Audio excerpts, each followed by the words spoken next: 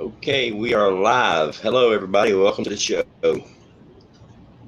Live on a Friday night. What do you think Yes, about we are. that? Yes, we are. Along with the crowd. How's everybody doing tonight? How's everybody in the chat doing? See, we got Carmen Gizzi's here. COVID SARS 2, Sandra Moody, Professor Falcon, Demeter Solis. Got a few people. I saw Hutch in there earlier. Figure maybe we can just kind of maybe shoot the bull for a minute, give Yeah. some folks chance to Yeah. kind of come around, pop around, see what's up. Let them peter in. Our Waterwell guys here. How you doing, brother? So what? I watched that potato video, that tater video, man. That was very interesting. Yeah, I'm kind of shocked. Because they're only a month old. I put them in the dirt on the 1st of April. So you like planted them in the bottom and filled that one and filled it all the way up. Yeah, about 14 inches, 12 to 14 inches of dirt, and it blew through. It's the one that's big right now. The other one's the one I did the way they say to do it on YouTube. You know, you plant it, cover it, let it grow, and cover it, and cover it. And it's the one that's playing catch up, which is weird because I was figuring it would just it was awesome. And the one that I buried, I figured I killed him. I didn't think nothing was going to come up. I was shocked.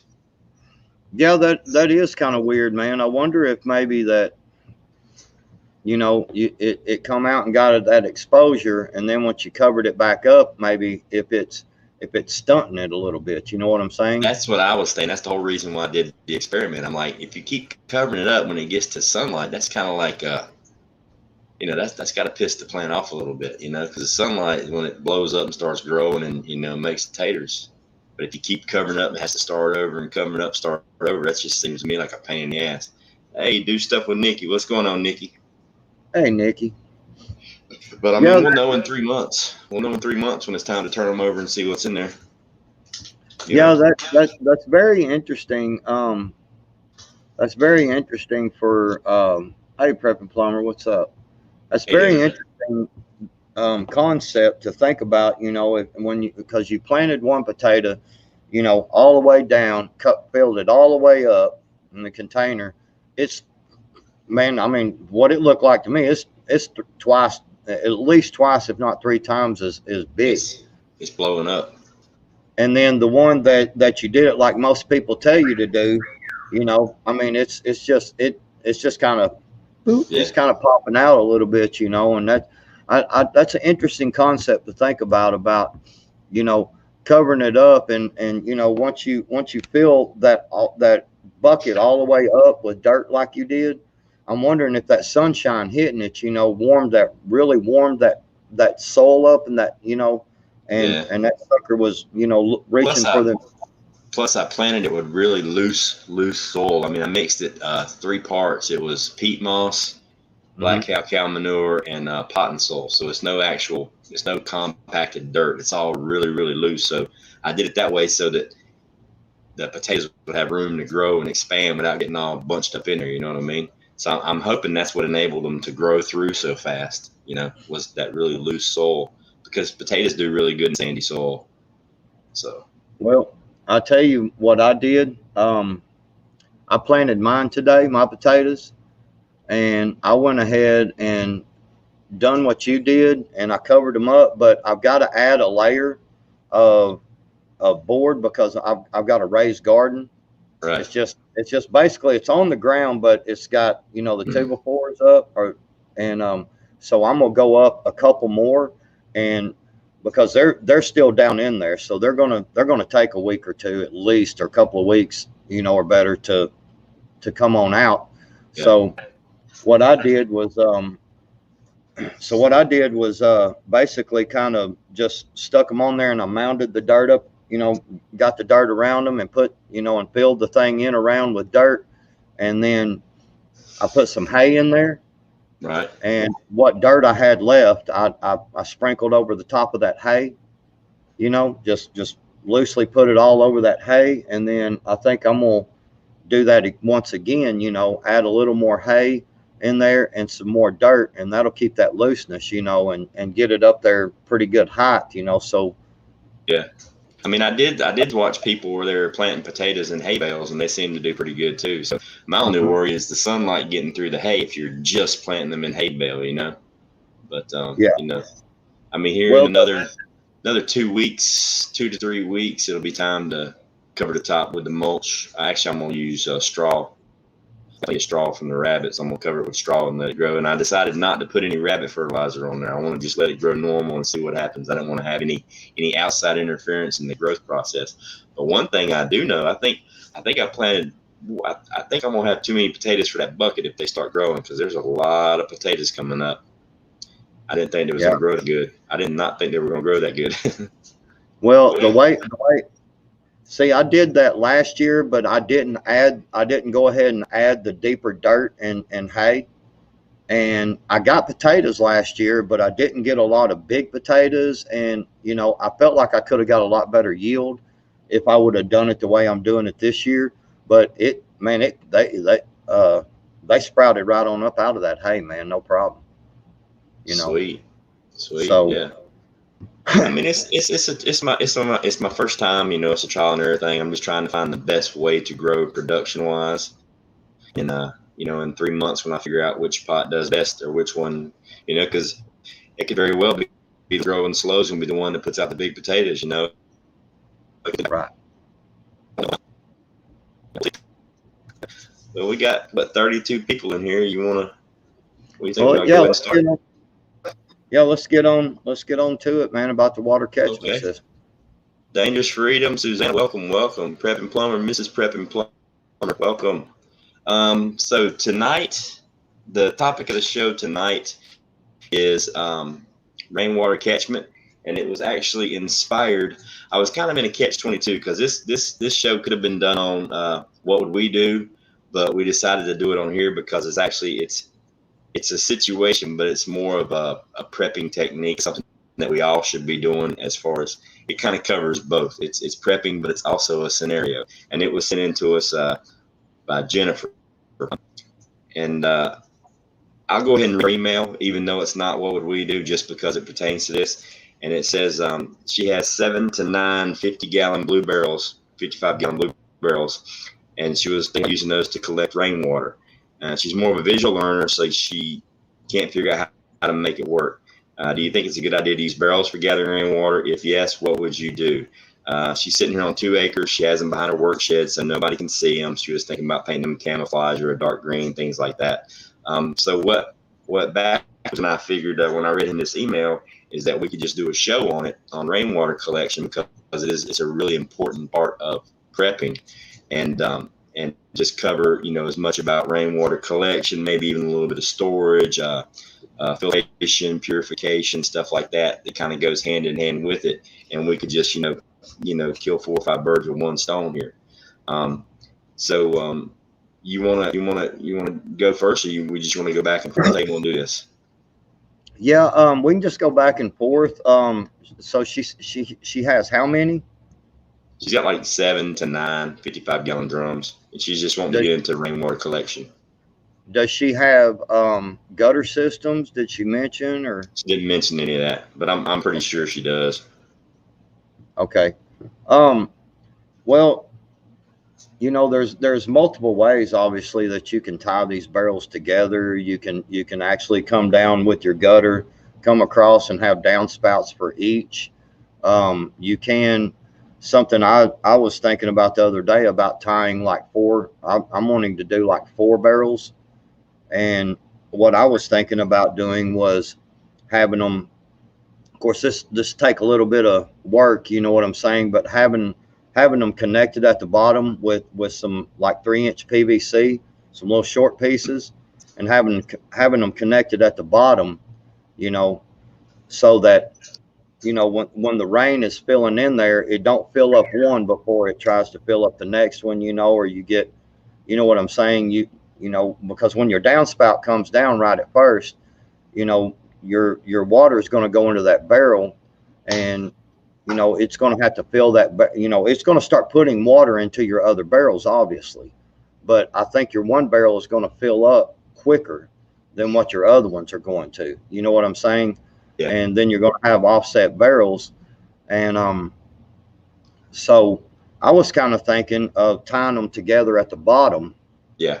You know, tying them together where they're all connected at the bottom. So, you know, with some 3-inch PVC, some 2-inch probably would be fine, honestly. Yeah. I just got a, you know, because I was a plumber, you know, I've got a friend that's always got some little short piece of pipe I can get for nothing, you know, that scrap stuff. And so I was thinking about tying them together, you know, on the bottom, so that as one's filling up, it's filling all of them up at the same time. Mm-hmm. And I'll stop there because we'll talk about drainage off of them, and I'll give you the reason why I was wanting all of them and how I'm wanting to. But what's your thoughts on the fill part of it? It's well, I mean, I've done rainwater collection. I've done it a couple different ways, and topic number one is: are you collecting rainwater to water your garden and your livestock, or are you collecting it for your consumption? If it's just for your garden, your livestock, things like that, you really don't have to worry about any kind of major filtration prior to it going in the barrels, things like that. But if you're and your setup, it can just be gravity, it can just be bucket, put on the end of the put it up on a couple of bricks and let it come right out of the gutter downspout, put a spigot on it, or you can just use a bucket and tub it out, however you want to do it, versus if it's for your consumption. And like what Backwoods was saying, and I've built a couple of these systems. I've done a system with 55-gallon drums like she's talking about, and I've done a system with the IBC totes. And the 55-gallon drums, like what you were talking about, it's really important. We'll just talk about getting the water in, like you said, and then we'll go to other stuff later. But when you tie them together, it's always best to tie them together at the bottom. It's called I call it an equalization type pump, because it fills it. So you're getting water into your second, third, and fourth barrel quicker than if you just wait till it gets to the top, because then you stand a chance of your first barrel overflowing, or you're losing water. So you want it to fill at the bottom. Now that's whether you have them sitting upright or you have them laying on their side. Either way, but you want to, obviously let it come through there. And here's the thing: a lot of people don't realize how much water you get from your roof when it rains. You'll fill up a 55-gallon drum in about 3 minutes off of a roof on a decent sized house, if that. I mean, it goes fast. There's actually an equation that you can use your square footage of your roof to figure out how much water you'll get from a 2-inch rainfall. It's insane. But what you want to do is, when the water's going in and it's filling your first barrel, and then it's going through the bottom to fill your second barrel, or your fourth or fifth, however many barrels you're doing, you're going to have a vent tube. You're going to need to vent those barrels, because it'll be filling so fast. There's air trapped in those barrels. So you want to make sure you've got a vent tube. And I like to vent each one of the barrels. Every container gets a little vent, and it can be something as big as a 1/2-inch PVC pipe, or even an inch PVC pipe, covered in some screen netting or some pantyhose to keep the mosquitoes out, just so it keeps the barrel equalized. And it can also serve as an overflow. Once it gets full, the excess just kind of flows out. You know what I mean? But that's part of that. Yeah, and I'm glad you brought that up, because when I was plumbing, always, and this is something that you can also, any of you guys that have houses that live, it's your own house, and maybe it's even a rent house, just to keep you from causing any problems. Anything that, let's say, your water heater, has a pop off, it drain. It'll come out. It'll also have an overflow, because water heaters are supposed to have pans under them. And so it's going to have your drain off of that. And any of them kind of drains that you go around and you see that, a little PVC sticking out, it might be a little piece of copper sticking out, whatever, just depending on what they used. Go around, and you can use either a piece of pantyhose, but I'll tell you what works really well. You can buy that repair screen. To repair your screen with. You can buy that kit, and you can go around, and we just always used hose clamps, but I mean, you can use pretty much anything. And cover that up, because what'll happen is the dirt daubers will get up in there also, and they'll stop that drain up. So if your water heater, burst and it starts filling that pan up, it's going to go and fill your drain line up. And if the dirt daubers has got it all daubed up at the end, guess where the water, once it fills that pipe up and it fills that pan up, the water's going in your house now. Yep. So that was something I wanted to add since you had said that. Yeah. Well, you know what? I think we'd probably, I did quite a bit of research, and I built a couple of these systems, and the way in my mind, what I was thinking I'd present to her, and correct me if you think I'm wrong, is I've got 3 systems. I've got a top tier expensive, like a midline, which focuses on the barrels, and then a bottom end of rainwater collection for anybody. So anybody can start right now if they want to. So you think it'd be cool if I just ran through all 3 of those, and then we like attacked and critiqued each one of them? Or should we, because it's going to be kind of hard to do the points and then make it all work for the 3 different variations. It's however you want to do it, brother. Because I've got some ideas on some stuff, because I've been looking into some rain catchment systems for a while and trying to decide on exactly what I wanted to do, so right. Yeah, there's some stuff I've looked at for budget wise. Right. So however you want to do it, man, just all right, I'll just run through I'll just take the shit out of them. How's that sound? Mm-hmm. All right. So what I've got here, and I'm going to attach in the comments to this video at the end, I'm going to attach these 3 really good YouTube videos, and each one of them covers a different aspect of water catchment. The big one, the medium, and the itty bitty small one. So anybody can jump right in. And obviously the big one's going to be a little bit more expensive than the medium versus the small one. But number one, the cheapest and easiest form of rain catchment, and I will post a video on how to do this, and I have actually done this, and believe it or not, it sounds silly. You're going to laugh when I say it, but it works. And the reason I know it works is I researched it, and it's people way out in the woods, people that are off grid, people back for several, 50, 80, 100 years ago. This is how they collected a lot of rainwater. But you can just take your 55-gallon drum, and you can just have your water. You can have it right below your downspout, or you can run it into it.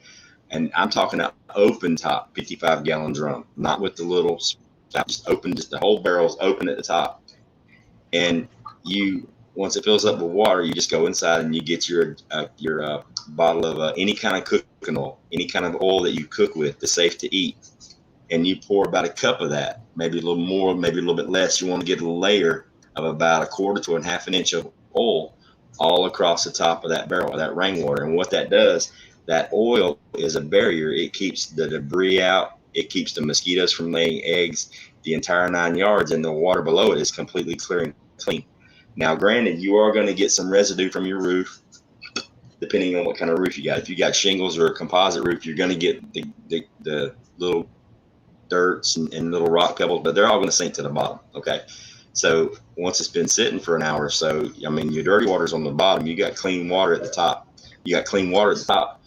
What you do when you're thirsty, you just walk over there with your cup and you just swish the oil to the side, stick your cup down there, and get you a cup of water. It's clean. It's clear. You can drink it right there. You ain't got to filter it. It's perfectly clear rainwater. Now, when I say you ain't got to filter it, I don't mean that if it's sitting there for a month and it hadn't rained and it's still sitting there. Obviously, I would try to work some kind of filtration system into there after that.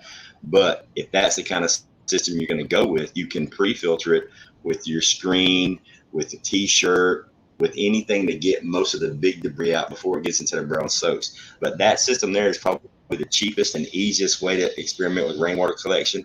And it's really, really easy and cost effective if you have a Berkey. If you have your own Berkey, then you just take a bucket of that water, dump it in your Berkey, filter it, and you're good to go. So that's the cheapest, quickest, easiest way to do it. Now, she's got several blue barrels, which I did a system like this, and I did it with, I laid them on their side. I built a wooden rack and I laid them on their side because those barrels on the top, they have 2 bung holes on opposite sides. And you situate them so where one of the bung holes is at the bottom, and you make sure you get the ones that are threaded where you can actually go in Home Depot or Lowe's and you can get the male females that thread right onto the end of that bunghole. Right. Thread them, and you can run your equalization pipes from bunghole to bunghole in each one of these barrels so they fill at the same rate. And Right. I had them laying side by side. I didn't have them stacked. I was planning on stacking them, but 4 was plenty. I had them laying side by side. And it was the same way like you were talking about before. I had the leaf catcher system, and then it came down into my gutter, and I installed a first flush system. Now, for those of you that don't know what a first flush system is, the first several gallons of water that come off your roof are basically going to be contaminated with, the pieces of the shingles that come loose, dirt, sticks, leaves, pine needles, bird shit, all the stuff that's been landing on your roof and cooking in the summer sun. You want to let that first little bit of rain run free before it goes into your water catchment. Otherwise, you're going to get this huge pile of sludge in the bottom of your water barrel that's got to be cleaned out constantly over and over and over. Well, there's this thing called a first flush system. You can build it yourself or you can buy one. I built my first one, and then I just decided to buy one because I found it on Amazon pretty cheap, so I bought it. And if you aren't familiar with what it is, the way it works, you got your down pipe, your downspout from your gutter. What you do is you come in it depends on how high you do it, depending on if you're doing your blue barrels on their side, if they're sitting upright, if you're using IBC totes, however you want to do it. But you come down probably 6 inches off your gutter, down as you want to as high as possible. And what you're going to do is you're going to install this as part of the first flush. All right, now right here in the top is where the water comes down into your gutter, and this part here at the bottom is the first flush. It goes all the way down to the ground. This part here tees off and goes into your container that you're holding your water in. At the very bottom of this pipe that goes down to the ground, at the very bottom, it's going to elbow off onto a 90 or even 45 if you want, and then you're going to take this, and this screws into the end of that pipe. And on the very end of this pipe, you've got a nozzle here, and you've got a bunch of fittings on the inside that come with it, different size holes, and these will fit inside of here. Yep, and this is your drain for your first flush, and this goes back over it, and then you can open it, adjust it to either drip out slowly or to flush it all out. But what happens is when the water, this little piece here, which is really cool, it fits inside here, all right, like that. It reduces that down from this to this, okay? And then, where's my ball go? Hang on. Man, hey, while he's gone, I don't know what to think about a man that can't find his balls. That's all I'm saying. Right. So what happens, all right, this is the down, all right, this is your fitting. It goes on the downside. Water is rushing down into this pipe, and you've got that nipple on the bottom closed off to where it's running until it barely drips. So what happens and this ball is inside this pipe. It's on the ground now. So when water is rushing in here, when it rains, this is all the dirty water coming straight down into this long pipe. And as the water level rises, this ball rises up. And what happens is when the water gets so high, that ball closes off that opening. All right. So when that happens, no more water can come up. The water is then diverted into your storage tank. So all this water in the bottom pipe that's your dirty water. And if you've got a huge roof, you can install multiple down pipes and only use one of these balls. You can put another T over here, and you can put 3 or 4 down pipes. And in one of the videos I've got, this guy's got a massive house, and he's got 3 down pipes to make sure he gets all that dirty water out. And you can work it all with just one of these balls. And then it goes into filling up your 55-gallon drums and so forth. But this is a really, really awesome thing. The cool part is you can go to Home Depot and get all the stuff you need to do this, everything you need. And then everybody making fun of me, everything you need. And then instead of using this ball right here and this fitting, you can actually get a reducer that reduces it down. But you can just take a water bottle. You can just take a water bottle and stick it in that pipe, and it'll rise and it'll plug that hole perfectly fine. So you can make this at home dirt cheap. And this also goes into and that's with the 55-gallon drums. This also works with the IBC tote system exactly the same way. And you can really store some water with an IBC tote system. And the top of the end video that I've got, that I'll put in the description, this guy's got, I want to say it's either 4 or 6 IBC totes, and he's got them stacked. And he's got them stacked, and then he's got them all tied together at the bottom, all tied together on the top, but he's got them stacked, and so he's got decent water pressure coming out of the top ones. And this dude actually found a low pressure toilet flush disc that makes his toilets flush on low pressure, and he runs all the water in his house. He's got everything in his house plumbed to his rainwater catchment system, including flushing his toilets, the sink, the washing machine, everything. Now, that's serious high-end water catchment, like especially like you're in the desert or somewhere where you run your entire house. You can do it. I mean, you can go from just a 55-gallon drum all the way up to, plumbing your entire house doing this stuff. Yeah. What I was going to show. All right. So let's say if you got for the 50, if you don't have very much money, okay, you can get one of these for, $3 or $4, right? Yep. Some people's already got them laying around the house. Okay. What you want to do, you're going to have your lid on it. You're going to take and cut this thing down about right here somewhere. You're going to cut this all the way around, and then in the top of your barrel where your rain catchment comes off, where your first downspout comes off, you're going to take and on that barrel, and in the barrel you're going to cut a hole the size of this part of the bucket. Okay. Now this bucket is going to set right down in, and because the hole's only this big, this bucket's going to sit down in there, right? See what I'm saying? Because you got a lip right here. Yep. So your bucket's going to sit down in your barrel like this. Now you can go down to just about any hardware store, Home Depot, even a local little hardware store, and you can get a paint. It's a paint strainer, and it's basically a pantyhose, but it's a little bit thicker, or it's thicker, and it's it's a little more durable, than pantyhose. You take that paint strainer and you stick it over this, stick it down in there a little ways, stick it over here, then you put your lid on, you bring your downspout over, and you cut your hole in your lid right here, and you put that down in there. Okay. So now that paint strainer is going to catch, their paint strainers are not very expensive at all. No, you get a pack of 5 for like a couple bucks. Yeah. And so what you're going to, so the water is going to drip down through, right? Because you cut it out. So, the water is going to go into your barrel, and all your impurities are going to be caught right here. Now, all you got to do after a good rain, walk right over there, lift the lid up a little bit, pull the lid up, pull that strainer out. You can either dump it, wash it out, or put you a new one in. Yeah. And those are they are reusable. You can rinse them out, wash them. You can put them in the washing machine if you want to. They last for a pretty good while. Yeah. And so that's a good, cheap way to make you a catchment system. If you can't, afford very much at all, I know a lot of people are on a tight budget right now.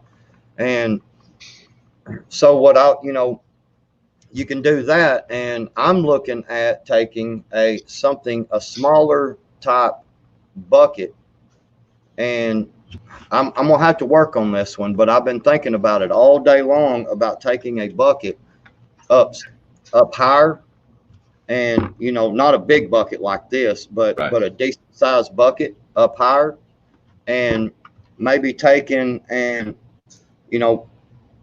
install it in between my downspout and cutting a hole in the side of it. Just cut a hole in it, cut a deal, and attach a piece of, because I'm trying to think of some way to do this like super cheap, that someone could do this super cheap. And if I can come up with something that will work, what I want to do is I'll make a video and explain it completely, and then use, we get them, everybody's got them little plastic totes, right? I mean, freaking everybody's got them, man. They're always getting broke, you know, over time. So what I was thinking is taking the bottom of one, cutting it, because it's plastic, so it'll last a long time, and sticking it inside that hole at just a slight bit of an angle, not much, just slight bit of an angle, drilling holes in it, right? Drilling a bunch of holes in it. And so what happens is the water's coming down through as the water's coming down through the bucket, you know what I'm saying? The smaller bucket, the leaves and stuff, the water's going to be hitting, and it should, you know, the water's still going to be coming down into the catchment, and any leaves and big particles should just wash right out. You know, you're going to lose some water depending on the angle. So it's not, you're not going to want it at a very much of an angle, but just enough of an angle that some of the water is going to wash your leaves out. You're going to come down, you know, the water's going to be still pouring through. And then, you know, you've got your paint strainer down here with your 5-gallon bucket. And I'm looking at trying to build this out of stuff that it's a makeshift strainer. Exactly. You know, and I mean, the leaves, I mean, even if the leaves start to, a couple of them get caught up in there, you know, when it's raining, it's going to be washing them out. Right. You know, because there's a lot of water, like you said, comes off a root. Mm-hmm. And so I'm kind of looking at an idea like that, you know, and I'm gonna work on that here. Thing is, if you're going to get into rainwater catchment, keep your gutters clean is going to be about a weekly chore, kind of like cutting your grass, because it's very important. You know, they make the leaf filters, the leaf guards that go in the gutters. Those are awesome if you can afford those. Those work really, really good as a pre-filter. They even make with this first flush system I got, they even make a thing. It's called I'm not sure it's called a gutter guard or whatever, but it's a big square thing that goes on the top of your gutters, and it does exactly what you're saying, but it costs a shitload of money versus you doing it cheap, where it's got an angle. Huh? Look at your chat. Oh, this is our first room raid. Who's it from? Monograph. I call Monograph. Monty, what's going on, Monty? How you doing, Monty? So much. So 171 people. Good God. Good golly, Miss Molly. Wow. Tilly Lace, Jimmy Crack Corn. Good grief. I can't even keep up with it. It's blowing by. Holy cow.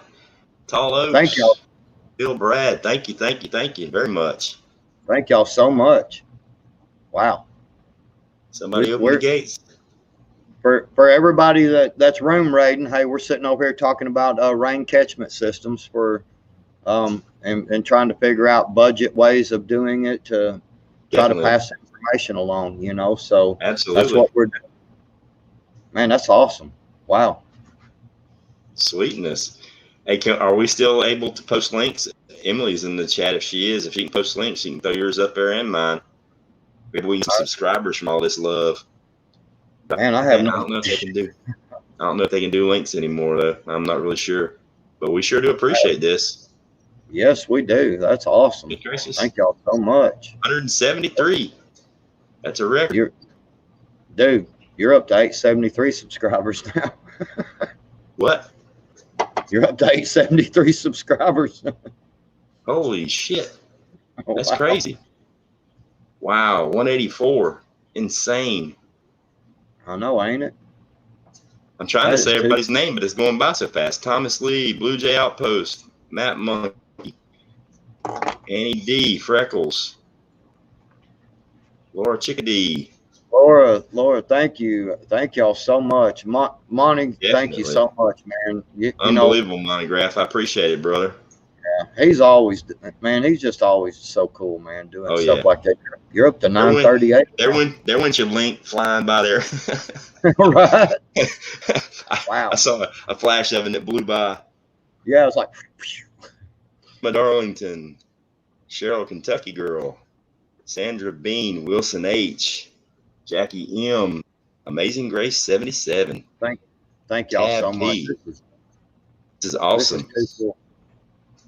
But yeah, thank y'all guys. Like I said, we're just talking about rain catchment and different ways to how to do it cheap, easy. How to do it cheap, yeah.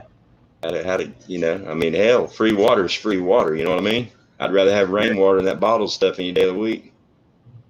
Absolutely. The Talking ugly about pepper. how to filter it and everything. Man, look at all these people in here. Good gracious, Tab P, Ball Buster 2, Love, Tactical something. It went by too fast. Winston Smith, Noel, Certified Nobody. That's a cool name. Certified Nobody. Love the Midst. Mist. That sounds like all of us. Certified Nobody. Right? Certified Nobody. Diane Anderson, Americana, Industrial Crow. That's pretty cool. Wow. Amazing man. Grace. Man, this is thank awesome. y'all so much. Definitely. Much appreciated. Retreat. Thank y'all for coming in. Yeah. They call retreat. Yeah. Thank you, Lockhart Perspective. Like I said, we talk about prepping and things like that, and different things we can do. Different things we can do. Yeah. God, that's awesome. That is awesome. Red Burning Fires. Thank you. Cheryl Cool. Morning Glory. #1 Barbarian. Hey, much love back to y'all. I promise. Much love back to y'all. Thank y'all so much. We would come raid Monograph sometime, but he don't have room for any more subscribers. He's reached the cutoff limit, the YouTube cutoff limit. Are you serious? Joking, he's got so many. Oh. You go in his room and you try to get a comment read, it's like winning the lottery. I know it. Wow, 957. Thank you guys so much, man. Right. I ought to be at 1,000 in a day or two. Yeah, we're gonna be talking about, like somebody said, like well water. Yeah, we're gonna be talking about different filters and stuff like that tonight as well. Yep. Different things you can do. Long-term storage. There's your link up there again. Cat it up. Yeah. Hey, yeah, we always keep the powder dry. Oh, definitely. I'll be back. All right, Tab P, we'll save you a spot right up front row. Thank you. Yeah, front row seat for you. Salute. Thank you very much, you guys. Got love mob. That is awesome. Y'all remember, Backwoods will be on his channel tomorrow night at the same time. Tomorrow night we're talking about hand signals. That's going to be fun. A lot of people asking about that stuff. All right, guys. Thanks for coming in, man. We appreciate it. Yeah, thank y'all so much. We're back down to our awesome 88. Wow, that was awesome. That is freaking awesome. I love when they do that, man. You know, to seeing it. I've been in on some of them love raids before, man. It's just freaking awesome, man. Watching it is pretty cool. People's face light up. You know, it's cool. That's a awesome. Cool thing that they're doing when they do that stuff, man. Yeah. All right. So do you remember where we were? I don't remember where. Oh yeah, we were at the Leafs. Yeah, the leaf guard. Catching the leaves. If anything you can do to pre-filter it to really increase the water flow, not getting blocked at the gutter level, is awesome. Anything you can do to pre-filter is awesome. What I plan on doing, I still got to install my gutters on this new house. I'm gonna take my my air compressor. I've got a small I can carry air compressor, but I'm gonna rig up some probably 1 inch, maybe 1.5 inch PVC, and I'm gonna heat the pipe up myself and bend it into a U and put an angle on it where I can just go up, hit the button, and just blast out everything out of my gutters without having to get on a ladder. I can just walk by and just blow it out, once we keep it as clean as possible. Because anything you can do to keep all the leaves and pine needles out is going to really increase your water flow and your efficiency. And the thing is, once you increase the water flow, what Backwoods was talking about, you got, number one, you got to vent those containers because you're going to get a lot of water coming in real fast. And you got to get that air out. And your vent, you can have a vent and an overflow, or you can have your vent serve as the overflow. It's completely up to you. I always like the overflow I did. It wasn't my vent. My vent was my overflow, and I tied, just like I tied in the bottom ones with equalizer, I tied in my overflow, but it was up on the pipe before it got to the barrels, and right before it hit the top of the barrels, I had a 90 kicked in, and it was just the overflow. So when all the barrels were completely full, it would flow back up the pipe, and then it would flow out, and I put a mosquito net on the end of it, the pantyhose where you can check it. Now remember, if you're going to have multiple barrels like that, you're definitely going to want to vent each one. Yeah. Because if you just try to think you can put a vent like at the end of it or whatever, you're still going to have that air trap, you know. Yeah, you're gonna get back pressure. Yeah, you're going to get back. Because that water, I mean, you got to figure you're probably running at a hard rainstorm, and that's only coming off of one gutter. If you just come off of one corner of your house, if it's coming down hard in a good Carolina or Arkansas thunderstorm, you're probably going to be running between 30 to 60 gallons a minute coming out of that drain. I mean, it's flowing fast. What you're going to do as soon as you get your system set up with 4 or 5 barrels, you're going to go, holy shit, I need more barrels because I'm wasting a lot of rainwater, because it fills up within the first 10, 15 minutes, and then everything's just overflowing. Well, the cool thing about it, the cool thing about that is that, you know, if you have multiple, you know, gutters, and you start out with a certain amount, and you realize, you know, how fast it fills up, and you're going through it, you know, it's no big deal. You can always say, hey, I'm gonna go ahead and install a couple of them over here, you know, because now you've got a little more practice. You might, you know, maybe you figured out, you know what I'm saying. You figured out something you want to do a little different, you know, and each time you install another water catchment system on another part of your gutters, then you know it'll become easier to you. Yeah. You know, and once you build it, you can add on. It's a lot easier. Yeah. And so, yeah, I seen, it's talking about the, somebody was, it went by really quick.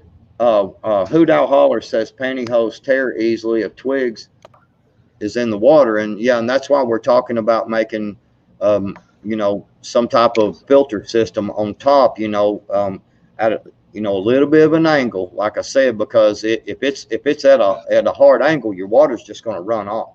Yeah. So you know it's going to have to be just enough to, you know, for the leaves to be able to wash as you know. Yeah. See, I did that in Florida, and you know we had a bunch of pine needles and leaves, and we had those palm fronds too, and I mean they would clog it up fast. So I was up there every week. I put a ladder set up beside my house where I could just walk up and have me a stick, and I would go through and just clean the gutters out, because and that's why I'm gonna do the air compressor this time, where I can just blow it out in 2 seconds. I can blow my gutters out just as fast as I can take the garbage out, you know. So that'll be a big if, or a big help, so to speak. Yeah, the pantyhose does tear pretty quick, but it's dirt cheap. I mean, you can have one pair of pantyhose, and you can take your, say if you're using a 2-inch PVC pipe, you just get a 2-inch coupler that couples pipe to pipe. You put your pantyhose on there, and then you just put the coupler on it. So, you know, you can actually literally cut them into little 4-inch squares and just swap them out, you know, every week or whatever. Yeah. That's for that mainly. I use the pantyhose for like the mosquito netting on the overflow. Yeah. So, you know, that's the whole thing is, you know, there's multiple ways, you know, they sell a lot of this kind of stuff we're talking about, you know, but a lot of that stuff does get expensive. I actually looked some up today when I was thinking on it earlier, and I was like, man, you know, if we had some way to knock the leaves out, you know, before, you know, some way cheap that you could do it before. And I got to looking up, and some of these fittings are like $130, $150, $180, you know, and I was thinking, man, I guarantee you could build something that would be 10 times cheaper, you know. And I seen somebody actually, and I didn't think about it, even though I was mentioning the screen a while ago, as somebody mentioned screen would be cool, would probably be good, you know. Some window screening might be good, you know, putting it in there. You know, you would have to have a way to make sure it's really tight, you know, if you could get it, you know. I'm gonna have to work. Like you could use that coupler like I was talking about. Right. Slide over the whole time, because I've used window screen for mosquitoes. I get that real fine mesh, that nylon mesh. It lasts a pretty good while. It does. A really good while. But like, you know, and I was saying, you know, that if this is just for, say, your garden or for livestock, I wouldn't even invest in any of that crazy stuff. I just have my bucket, get in the water, and I use the vegetable oil, the food, the stuff you cook with, and just keep a layer of that over there. I mean, you could use a t-shirt, you can even get the real fine mesh and lay it right across the top. You could just cover the top of the barrel and put a huge rubber band or tie a rope around it to keep them. Because the main thing is, for your crops, as long as you keep the mosquitoes from breeding, because you don't want to have malaria, keep the mosquitoes out, and that water is going to be good for your crops, indefinitely pretty much. But it's always getting hit with new water. So if you can find the blue barrels, a good colored barrel, that's going to be better. But if you can only find the clear, the white or the clear top, the wider plastic barrels, invest in your 2 or 3 cans of Krylon from Walmart. You can buy the cheap brand or whatever, and they do sell some paint that's almost kind of like a rubberized type stuff. It's a little more expensive, but painted in a black color and a dark color, it, for some reason, it helps keep the bacteria and stuff out of it. I guess it may be hotter. So the algae, because the sunlight hits water, it forms algae. Yeah. So and if you're gonna paint a smooth barrel, get you some real fine, like 2,000 grain sandpaper, and muck that barrel up really good on the outside. Because the first time I sprayed one, it peeled off, and I was like, damn it! So I had to, go back and sand it and then spray it, and it lasts pretty good. And then the next time I sprayed it, and then the cool part is those contractor garbage bags, the thick, hefty contractor garbage bags, bro, they fit right over a 55-gallon drum, damn near perfect. Sit your drum down in the barrel, get you some Gorilla tape, tape it off around the top, and now you've got your light barrier. You won't have any algae growth. Right. So you can, like I said, you can do that, and there's 2 or 3 different ways you can do that. Like you said, with the barrel, with the plastic bags, with the paint. They do make a plastic paint as well, but roughing it up just a little bit if you want to take the time.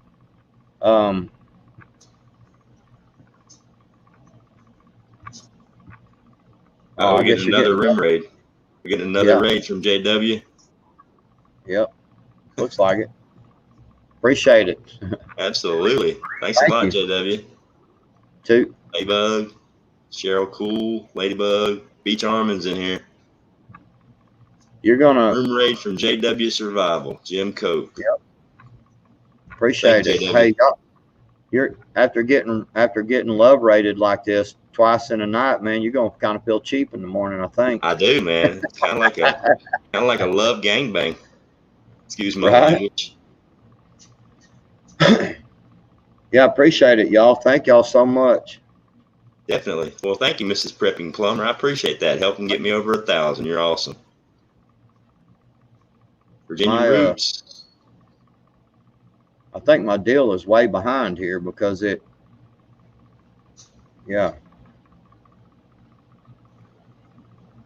we go. Lily on the Bayou. I can't keep up with the chat, man. It's blowing by. Thanks, Lady Rock. Beach Armin. Cheryl Kentucky Girl. Demeter's still here. Richard Portella. Hoodile. Prepping Plumber. Yeah, I mean, the main thing is, in her situation and anybody's situation, the first thing you got to do is decide what you're going to need the rainwater for. Is it just for your garden and your livestock? Then you ain't really got. If you're going to be drinking it, then you still really ain't got to go all out if you got a Berkey water filter. It just depends on what route you want to go. I already have the Berkey, so I'm not going crazy into the fantastic filtration kind of stuff. I mean, literally, you can just put a T-shirt over if you want to, and just let it slow drip into there. As long as you can get the big stuff out of the way. I mean, and believe it or not, rainwater is even classified by the FDA as 100% pure and safe to drink. But number one, what you should do before you start harvesting rainwater is check to make sure it's legal in your area. Because yes, believe it or not, the government has figured a way to make rainwater illegal to collect. So what you need to do is find out if it is illegal, and then if it is, you need to figure out what you got to do to hide it, bury it, camouflage it what you got to do, because ain't nobody telling me I can't get water. It's falling on my land. I'm not harvesting it. I'm saving it for later. Okay. Exactly.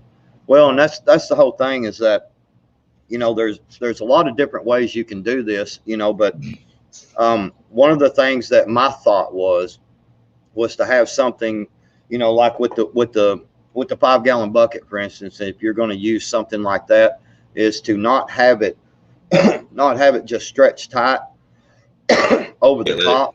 Let it do Let the it whole sag down. Make sure whatever you use, it dips down and sags down a little bit, because you want that water to get in there good, you know, because if you just leave it tight like that, you could get some stuff clog up near the edges, and then a lot of your water is going to start spurting out, you know. So if it's down in there real good, yeah, thank y'all so much over there from JW. Thank y'all. Absolutely. We appreciate Much that. appreciated. Definitely. Here's a good question from Lee. What's your thoughts on reverse osmosis? Huh. Man, I don't know. You can afford it. Yeah, I mean, I don't know a whole lot about them. You know, the reverse osmosis type. It's expensive. Yeah, I mean, they make small systems. They make whole house systems. I mean, if you can afford it, go for it. You know, right now there ain't nothing on the market that does it better than Berkey. So, you know, I mean, why? You know, and somebody made a comment. What about the stuff from the chemicals from the planes and the rainwater? Yeah, Berkey's got that covered. A Berkey is not a water filtration system. A Berkey is a water purification system. I mean, it literally. There's only a few things it doesn't filter, and one of them is salt water from the ocean. But technically, it does. It's just that the salt crystals are so small they destroy the filter really, really quick. Yeah. So, you know, let's see, ghost parts in North Carolina, it's illegal to catch rainwater. Could that be because all the stuff they deposit into our skies? I mean, there's our rabbit hole right there. Yeah. Yeah. I mean, you know, I'm not harvesting rainwater. I'm rationing it to my yard. Okay. It's the water that fell in my fucking yard. I chose to ration that water throughout the year to my plants in my garden. So get out of my yard. Well, it would seem to me that there's probably a way that there's probably a way to put up some type of privacy fence, you know, around your water catchment system. Bring it in, you know, you can run your downspout out and you know, have a little Y off of it. That, you know, I mean, there's got to be ways to do it. If the government wants to be a jackass, just turn your backyard into a pond. There you go. Dig a pond. You know, what are you gonna do? Ponds are illegal. It's stupid. How does it purify? Amazing Grace 77. I'm assuming you're talking about the Berkey. It's basically a purification system because it removes 99.99987% of everything, including heavy metals, including some radioactive material. You can pee in the top bucket and drink your own urine, and you can't tell if it. I mean, that's how it works. The only way you can tell it's time to replace your filters, believe it or not, is to put food coloring in the top. If the food coloring makes it through the filter, which is awesome, it's time to change it. You can dump a bag of heroin in the top and drink the water that comes out of the bottom. It filters out drugs. It filters out. The list of stuff that it filters out is so huge when they put it on the box. I shit you not. If you Google it, you almost have to have a magnifying glass to read what all it filters out. It covers the entire lid of the box. It's crazy. Prep and plumber. That's actually a great point for those around that doesn't have a water catchment system, that can't do water catchment systems. Go get you a $200 pool from Walmart, one of them 6,000 gallon ones. I mean, seriously, you know. Absolutely. Definitely. Yeah. I mean, you know, you're going to have to, there's a there's a lot of stuff, you know, that you'll have to do, obviously, you know, to keep the water good enough.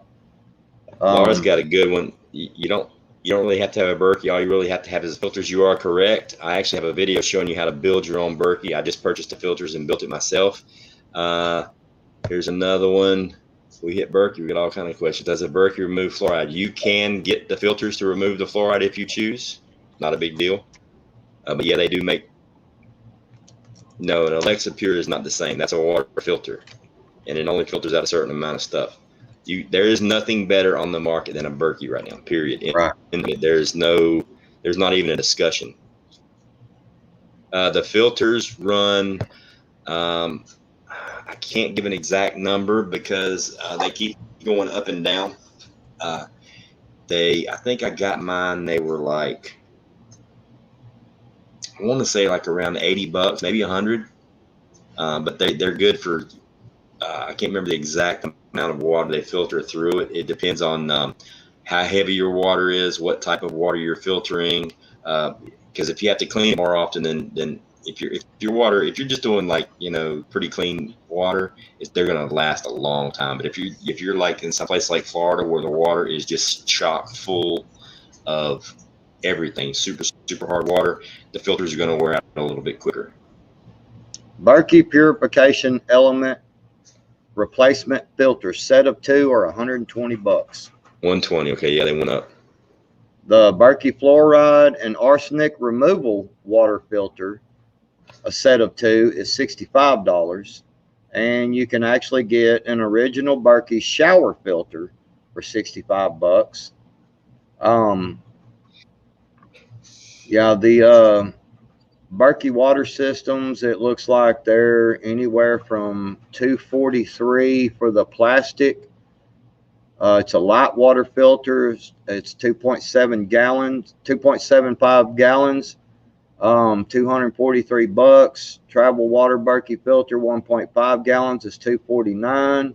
A big Berkey water filter, 2.25 gallons, is $278. And the Royal Berkey water filter is 3.25 gallons, and they are $305.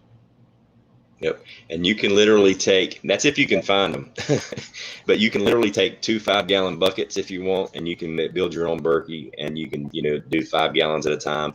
You can go to Walmart and get you a couple of big stainless steel stock pots like I did. And, you know, so instead of spending $300 to $400 on the big Berkey, you're filtering the same amount, if not more, for, you know, $125. That's what the filters cost. I mean, it's yeah, there's no way around it. I mean, it doesn't, I mean, I can't stress enough how important having a Berkey is right now, to be honest with you. It's the best way to go. I mean, after my Berkey, there's my Sawyer Mini, and if I'm really down and out, then I've got the Life Straw.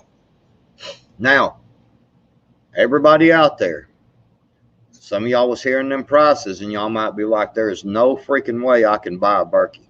Like, it's just, there's no way I can do it. Do not pass up a water filtration system that you can afford. Oh, absolutely. Something is better than nothing. Okay. Obviously, if you can afford a Berkey, if you know, maybe you cut out a couple of stops in the morning at the little gas station for your little snacky cake and a coffee, you know, if you can do that a few here and there, you know, you might be surprised at how quickly money will add up to get you a Berkey. So it's up to you at this time to basically prioritize what is most important to you. Yeah. And I don't want to sound like a third grade teacher, but I'm going to preach here for a second. What is the number one most important thing to prep to keep you alive, Backwoods? The number one thing, first thing on your list is freaking water. Okay. Water before food. Water.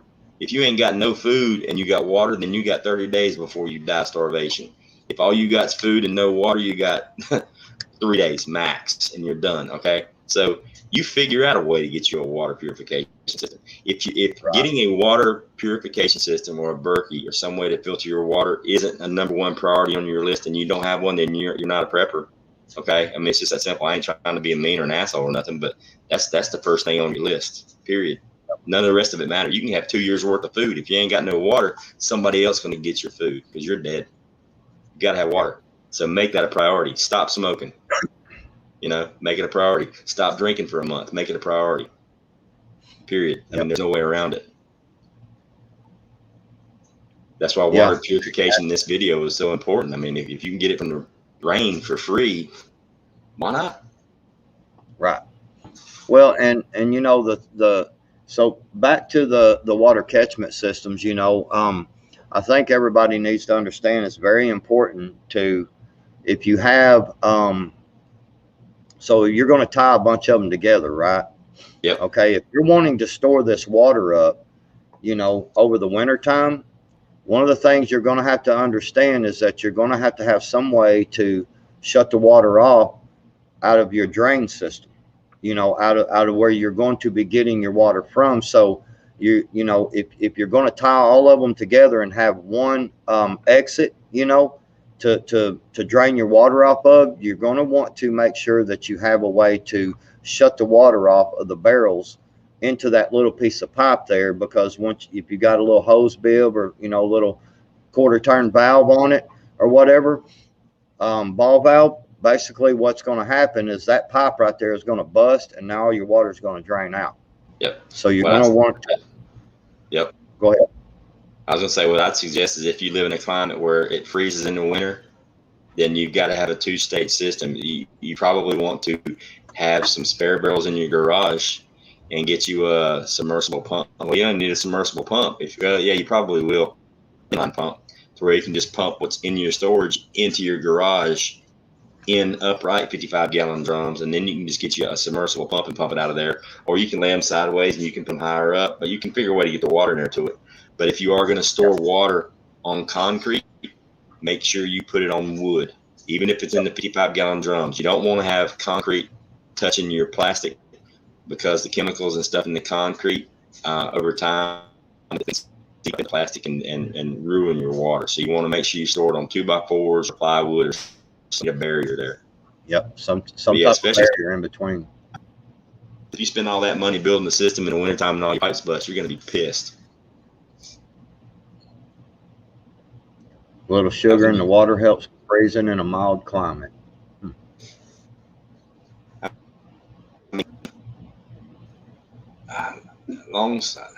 Honestly, I would legit look into either. I would definitely look into just transporting. I mean, because here's the thing: I'd put a flush system on it, and I'd flush the entire system out. Mainly out of the pipes. If the barrels get a little bit of frozen, actually, you probably don't even really need to go to the garage with it. If you're in a mild climate, like say the Carolinas or Arkansas, those barrels can handle a freeze big time. Yep. They stretch, they give, but it's that PVC pipe that's going to blow on you. So if you can just flush the pipes out, you're good. I would think you'd be perfectly good because the sun comes up. Yeah, you're just going to want to make sure you install some shutoff valves, right at the barrel. They make some different ones, and make sure that if you do, as water freezes, it expands. So make sure that, of course you have your overflows and everything, but make sure your overflow doesn't get frozen up, you know what I'm saying, right there at your overflow, and then all the water starts freezing. You know what I'm saying? You could have a blowout, but they do stretch pretty good though. Red burning fires. What I meant by submersible was like a submersible pump. Like you stick the whole pump in the water and then it pulls the water out. You can have a submersible pump or you can have an inline pump. An inline pump works outside the water. Just both the lines plug into it and then it pulls the water through.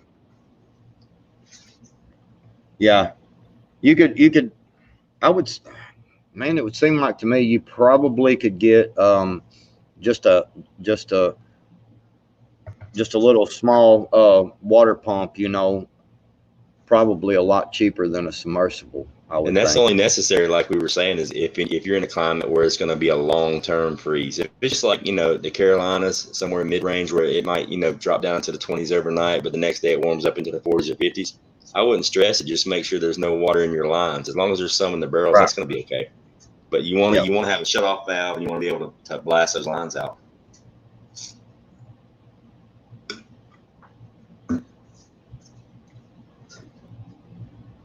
Arkansas Yeah, living. Well, good night, Arkansas living. But yeah, we had already talked about painting the tanks, black Yeah. and everything. Yeah, they do make a heat tape.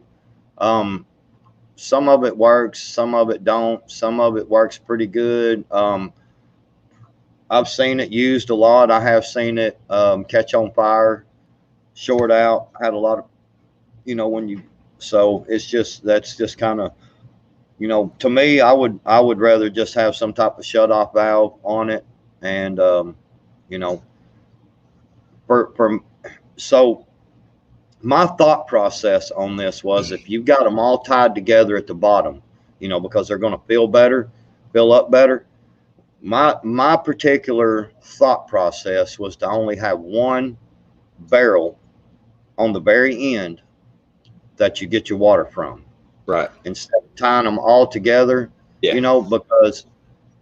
Because you're going to have all that head pressure from all of them barrels, and it's all gonna be draining out at once. You know what I'm saying? So you're going to have that head pressure, which should give you some pressure, and then you've only got one exit. You know what I'm saying? That Right.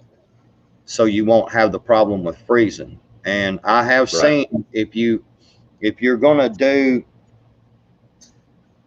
just depending on how you want to do it, what kind of barrels you get, you can actually install a threaded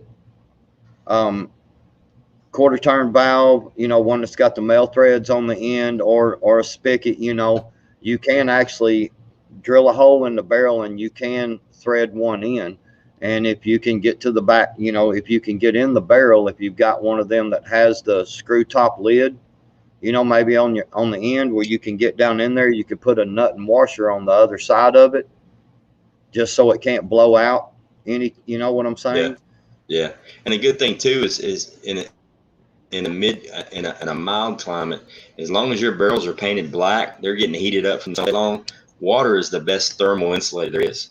I mean, if your barrels are black, and I mean they'll hold enough energy to keep freezing overnight easily, as long as it's not sub-zero temperatures. This obviously if you've got like a 3 or 4 day blizzard coming through, then I would store up some water inside and I would flush out my entire system. And I would just shut it down. I would store up as much water as I could, and I would flush out the system, and then crank it back at a later date. Yeah, because see, pan drain. All right, what is this right here? That is actually that's a great idea, Prepping Plumber. What is it? A water heater pan drain. Oh yeah, that's a good idea. Yeah, because the little fitting, because it's got a nut and everything already on it, and washer, and you can screw that right in there, and then you could just glue Yeah,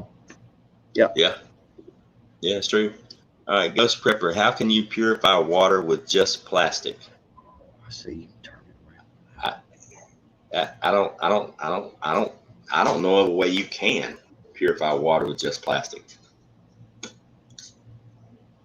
I mean, unless it's just contaminated with plastic, I'd take the plastic out. I mean, I mean, you gotta. I mean, purify water with just plastic. I don't understand that at all. Just see if you had a follow up to it. I think I saw you had a follow up to that. Let me see. There it is. Say if you have only plastic, at least have or make filtration, then expose water to direct sunlight. Well, I know you can. I mean, like you can take a plastic bottle, is like what he was talking about a while ago. Like 2-liter bottles or whatever, and put water in them and leave them in direct sunlight, and the direct sunlight will help to purify the water, and all the impurities will fall to the bottom. You can do that. Yeah. I thought it was talking about using plastic to make a filter. Yeah, I mean, if you want to get fluoride and stuff out of your water, all you got to do is just let it sit open for about 24 hours. And you can speed it up by putting a bubbler in the bottom, like that goes in the fish tank that adds oxygen to the water. You put one of those in the bottom and get the bubbles going, and it'll get all the chlorine out in a few hours. how can you collect water with plastic is what I meant to say. Yeah, that's what we were talking about with the 55-gallon drums. They're plastic. So was the IBC totes. Yeah, no problem. Yeah, everything that we're talking about is plastic. Well, I wonder if he's talking about like Visqueen and stuff. Oh, yeah, you can make a solar still easily, or you can just you can actually just make a gutter system out of Visqueen if you want to. You could hang it up high in the trees and funnel it right into a barrel. Yep, sure can. Now you're going to get a lot of stuff. Yeah. You know, all the leaves and stuff like that. So you'll have to understand that. You'll have to, you know, go more to, you know, some filter systems if you're going to drink the water. You know, obviously, you know. Thank you, Demeter Solis. We appreciate your patronage. Yeah, and you know, like, you know, if you did collect it off of plastic and everything, and you're getting the impurities and stuff in your barrel, you know, I mean, you can use some of the stuff we were talking about. You know, you can just use some plastic or a big tarp. You know, you can do stuff like that to collect water, and you know, into the barrel, and you can still use the 5-gallon bucket like I was showing earlier. You know, cut it, let the plastic, you know, come down, and all you got to do is basically hang something off of that plastic that's got a little bit of weight to it so that it stays in that V shape and keeps that water coming down, you know, on it into your filter deal. And you know, if it's water you're going to drink, then, you know, obviously just get the water out and you put it into a Berkey or a Sawyer or Livestock if that's all you got, or Lexapure if that's all you got, just, you know, and then filter it through, you know. Yeah. So like Backwoods was saying, the best water filtration system you can have is the one that you have. Exactly. I mean, it's like people ask me, what's the best freedom stick to have? The one that you have. The one you have. Exactly. Yeah, the one that you have. And also, you know, they do make water purification tablets as well. Yep. You know, you can get them really cheap, you know, for a pretty good sized bottle of them. I mean, you can drop a couple of them in there, and you know, I mean, it's you know, the thing about it is obviously you want the water as safe as possible to drink, you know, and there actually is a mixture, and I can't remember what it is, but if you've got, what is it, some is it bleach? Yeah, unscented chlorine bleach. It's unscented. If you're storing water in a 55-gallon drum, it's 2 tablespoons of unscented. It's got to be unscented chlorine bleach for 55 gallons, and it'll make it safe to store long term. Or you can actually buy the stuff, the kits, the water stabilizer that you pour in it, a certain amount per each gallon, and it's supposed to make it safe to store for a year or two. But the thing is, if you're doing rainwater collection, like the way I approach prepping, okay, like when I can food, when I vacuum seal food, if I'm at point A and I want to get to point B, I don't want to have to stop more. I don't want to have 15 different steps if I can do it in 2. You know what I mean? So if I'm trying to collect rainwater and make it safe and drinkable, then I'm just going to get the rainwater into a container and I'm going to pour it through a Berkey. It's quick, it's easy. It costs a little bit of money on the front end, yeah, but there isn't 15 different steps. Just put a bucket down, collect the water, dump in the Berkey, we're good to go. Thank you, Be Charming. Oh, what do we have here? Be Charming. Y'all are great. I check for the replay to finish this. I'm off to dreamland. Peace. Good night, sweetheart. Thank you. It is. Thank you. Yeah. But yeah, and yes. Oh yeah. And by the way, Ghost. Yeah. Don't forget about KISS. And I'm gonna say this the nice way. Keep it simple, sweetheart. Yeah. I told him I was gonna do that to him. Yeah, there's Bug Dude. Bug Dude got the formula right here. It's 2 teaspoons bleach for 10 gallons, which translates into for a 55-gallon drum. You broke up real bad. Do what now? What'd you say? It's 2 teaspoons for 10 gallons. Oh, okay. Yeah. It like broke up real bad. It was like, and I was like, what? Yeah. The thing about it is though, is, you know, you really want to try to, you know, you want to try to utilize your water and seeing the thing about it is a rain catchment system, you know, it is 10 times better, the rainwater for your garden than Oh, yeah. turning on your tap, you know, your garden hose out there, your tap, and putting it on your garden, you know. Using these systems like we're talking about and having them tied at the bottom to where they're all filled at once and where they're all emptying at once, you've got that head pressure, so you're going to have a decent amount of pressure.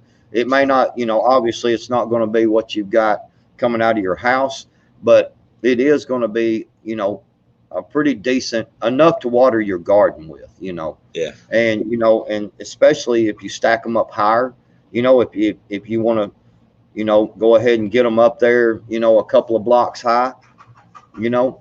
Mm-hmm. You know, the Yeah. higher the water is, the Yeah. I had my my IBC tote. I had it 4 foot in the air, and I had plenty enough head pressure to hose down anything in my backyard. And another thing too, I suggest people is if you're going to do rainwater collection and say you have a garden and even livestock and you want to collect some for yourself and your family to drink, don't try to run everything through all this crazy filtration stuff that we're talking about. That's for the inside, that's for you to drink.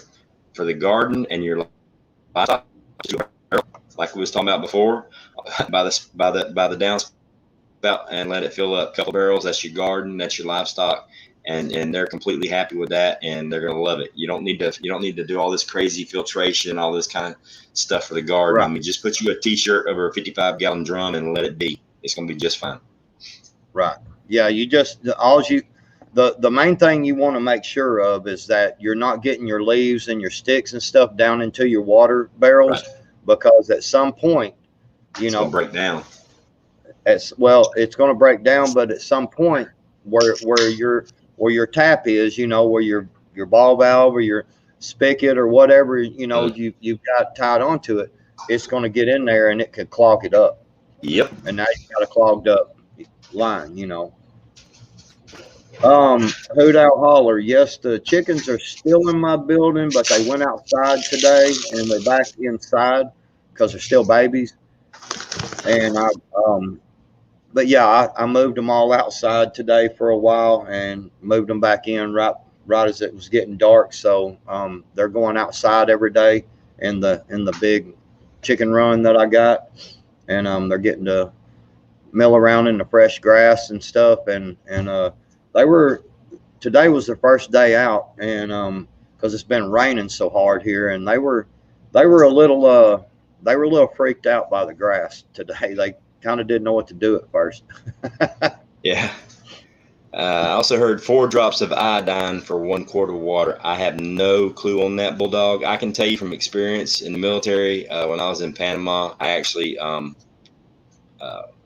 ended up going 2-3 days drinking water out of streams using water purification military iodine tablets or whatever was in them. I think it's iodine. Yeah, oh, It's I've got them in 2 or 3 of my bags here. But they taste like shit. The water tasted like shit. I mean, I drank it because I was dying of thirst. But I would. The tablets are great if you're in a bug out situation and you ain't got your Sawyer, your mini, or your Life Straw, and you got to do the tablets. I mean, you got to do what you got to do. That's like playing D, C, E, and F or something for me. But remember, if you are going to have to go the iodine tablet route, okay, here's just because it does taste like crap. I've drank some before and it don't taste good at all. No. What you want to do is, you know, them little in the Kool-Aid aisle, you can get them little small packets. Yeah, Milo, I got a bunch of them. Yeah, I've got a ton of them things in there. Kool-Aid. I even got little squirt ones. I like the grape. I love the grape. Yeah, you can get you can get different ones. Oh, you talking about like this? Oh yeah, I love those. Yeah. but yeah, you can if you're going to stock, like let's say in your bug out bag, obviously get your Sawyer, get your live straw, get your Sawyer first, because they're about the same price as a live straw, and a lot better.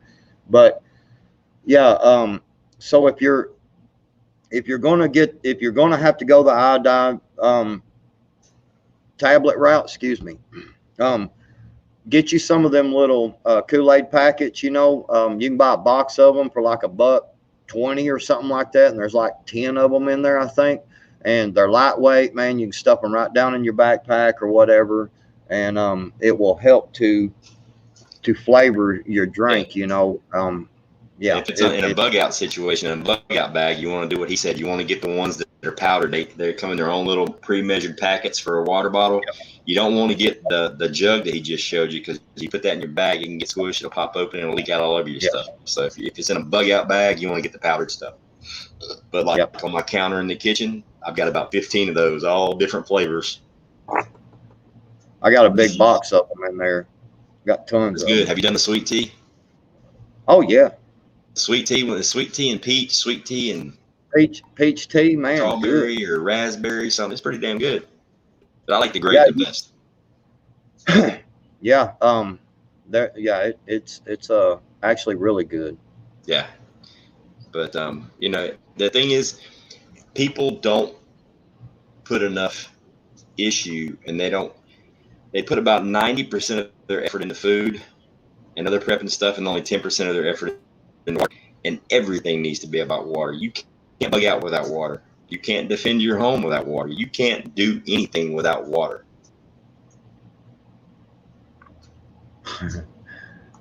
Oh, that's very interesting. Bug out. Yeah. That would be nice. What's but that? Then how if they made powdered water? Is that right? Be a lot lighter to carry around. Dehydrated water is worse than potassium iodide water. Yeah, but another thing too, is really and truly, everybody out there, the thing we were talking about with the little Kool-Aid packets and everything, go ahead and buy you some of them, now. Even shit hits the fan, man, it's all bad, turns bad. You got plenty of water filters and all that. Man, it'd be nice to have some flavored drinks, you know what I'm saying? Just it just works better, I think. Yeah. Plus, and this is from personal experience. I didn't personally do it. I was told that they did this. A friend of mine with a small child was trying to get him to drink water, and you know how kids, they hate water because they got a taste of a Pepsi once, and now they're spoiled on soft drinks and stuff. And they would do that water flavor and stuff like you and I drink. And she did it for her daughter. She said, drink it. It's grape water, and they loved it. But it was the clear kind. It was the kind that didn't turn the water colors, because you can get it to turn grape, and then you can just get it to not turn the water. Right. And every time she would give her the bottle of water, she would put less and less in there until there was hardly any flavoring in it at all. And then she got liking the flavor and the taste of the water. All she wanted was water. Right. Well, you really need a first. What we got here? You really need a first flush tank if you're going to large water storage. I'm hoping we're catching in the next year or so. 1,000-gallon tank for garden livestock. Yeah. I mean, there's different types of first flush. I mean, the first flush system coming off the roof is awesome. Especially if you've got a metal roof. If you've got a metal roof, man, you can really put down some water, because you don't get all those granules from the shingles and all that composite stuff. If it's a metal roof, man, it really does good. But yeah, first flush comes in really, really handy. Yeah, it seemed like to me, I mean, you could, like you was talking about, man, a couple of fittings, you could build one. You build one. And then here's the thing, when it's full, and this is on the ground, this is at ground level here.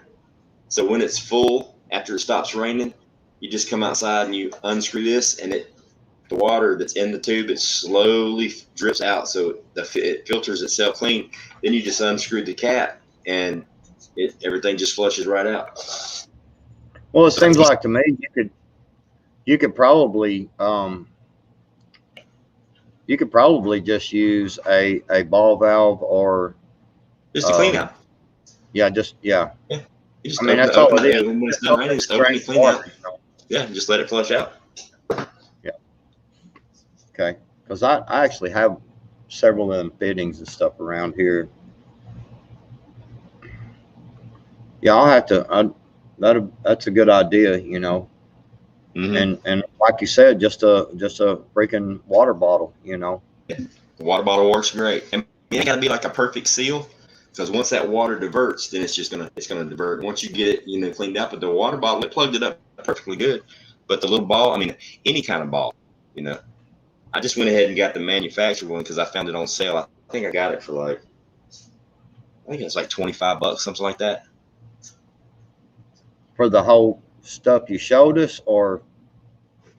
Well, what I showed you is everything. The rest Right. of it's just PVC and downpipe. You just got to wire it in. Right. Okay. That's pretty cool. Yeah. Yeah. The different filters and stuff, I would really suggest, I mean, $20, man, you can get one of them Sawyer minis. The live straw, I actually have some live straws. I've now got a couple Sawyer minis, but I bought the live straws first because that was the big thing back then. Yeah, me too. And when I was really buying them, but the Sawyer minis, they're so much smaller, and take up a lot less room in your bag. You can take these Sawyer minis and you can just take a regular water bottle and you can make a little hole in it, and you can actually put that in there and get the water and squeeze it out. Oh, you ain't seen the new ones?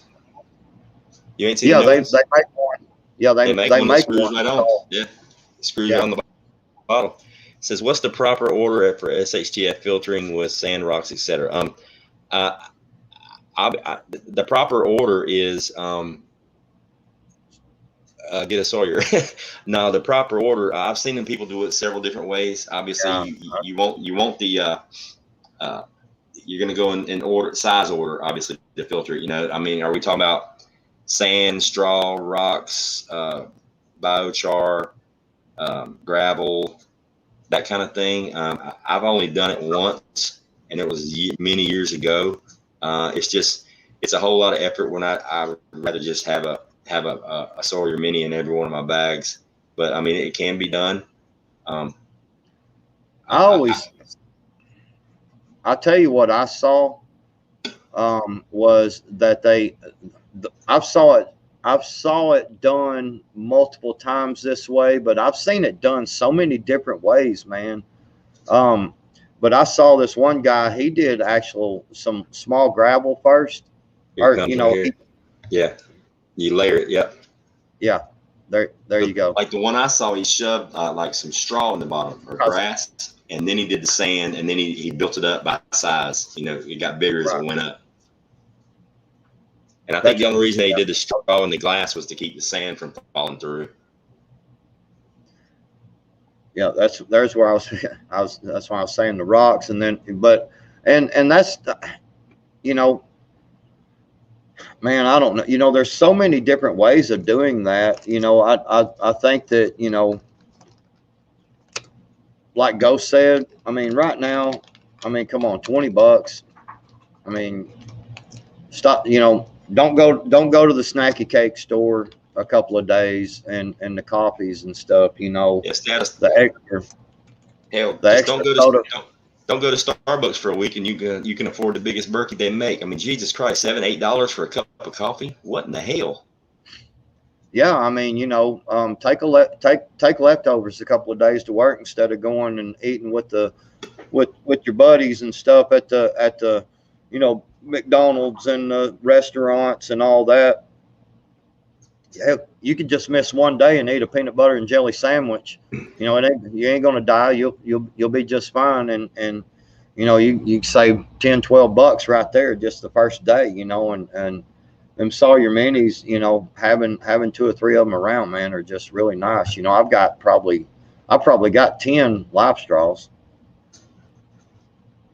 Wildman did a video about gravel, sand, and stuff for water filtration. Cool. I'm gonna have to check that one out. I mean, I've seen several videos, but it's been a while back. I mean, after I got my Berkey and I've got the Sawyer Minis, I don't, obviously something may happen and I might not have access to those. So I need to know how to filter the water, but hopefully I would have, access to a couple of good glass bottles and I could just distill it myself. Yeah, I agree, Stephanie, and like Previn Plummer's saying there, obviously, as you're washing water out, you're going to, sand is going to try to come out. Yeah. So yeah, you want to have, your shirt or a bandana or something, something in every single bug out. I've got a few bug out bags, and every one of them has a package of bandanas in them. You can get them a package of bandanas at the Wally World for $2 or $3. There's like 3 or 4 of them in there. Mm-hmm. And I've got a package of bandanas in every one of my bug out bags. Yeah, I want to say the last video I saw, somebody did it when he built his whole filtration. It was out of a water bottle, and like he packed everything in there, and then he had a sock, just like a regular gym sock, a clean one, obviously, and he just slid it over the bottle, like all the way up to the top, and then he took the top of the sock and he tied it to a tree limb, and he just let it filter into another container underneath it where he didn't have to sit there and hold it the entire time. So the sock hung it, and it also helped, get all the sand and stuff out, which was that's a good. That's a great idea. Yeah. You can also in the end of your water, like in a water bottle or something like that, you can actually take like a piece of oak or something like that and cut you a little peg and stick up in there, wedge it in there real good. That water will begin to soak through and drip. Yep. And it'll start to drip, and it will filter out your water even more. Now it's going to taste like tree, like if you're probably chewing on a limb, but I mean, if water's water, you know what I'm saying? Well, I mean, it's like when I was in Panama and I had to use those iodide tablets. They taste like shit, but I was thirsty. Exactly. Well, that's the whole point of it, is that, yeah,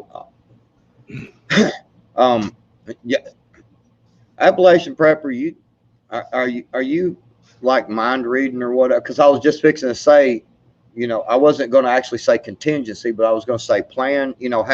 Have multiple layers. Yeah. Upon your, contingency plan after contingency plan. Every time I start to say something, she types it up there before I say it. She must have read the Cliff Notes. Right. She's over here spying on the notes here somehow. How'd she get in there? Biochar and charcoal. That's awesome to have. A campfire. That's perfect. That really helps filter it really, really good. Yeah, let me say that real quick. By the way, do not buy charcoal from the store like you put in your grill. No, don't make your own. Yeah, make your own. Yeah, Ooh. Yeah, you'd be drinking lighter fluid. Yeah. No charcoals out of the store. Don't look at a bag of charcoal over there, and say, "Oh, I can just use that." No, that's a bad idea. Kingsford water ain't good for you. No, it's not. That and light a cigarette and let me know how it turns out. Yeah, really, Bert.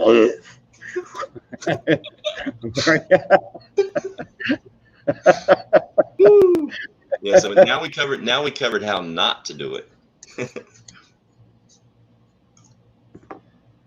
Well, I know we were talking about it. We were talking about it somewhere else one night, and we were just going on about the charcoal, and you can do, and this and that. But yeah, and then somebody was like, by the way, you may want to mention to not use charcoal out of the bag from like Walmarts and stuff. And yeah, don't do that. That's a bad deal. Well, here's a way to always find the positive out of everything. Look what Redneck Prepper wrote. Swallow your drink first. That's a no-handed fire starting challenge. There you go. Well, there has to be a spark though. Good point.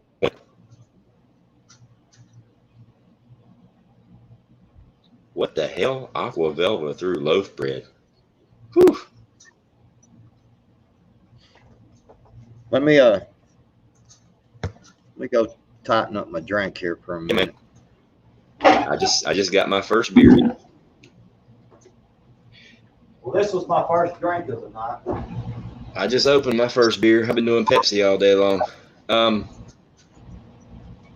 Weirdest Patriot sandwich maker. I come into streams at the weirdest moments. Yes, you do. You did. Or at least you did tonight.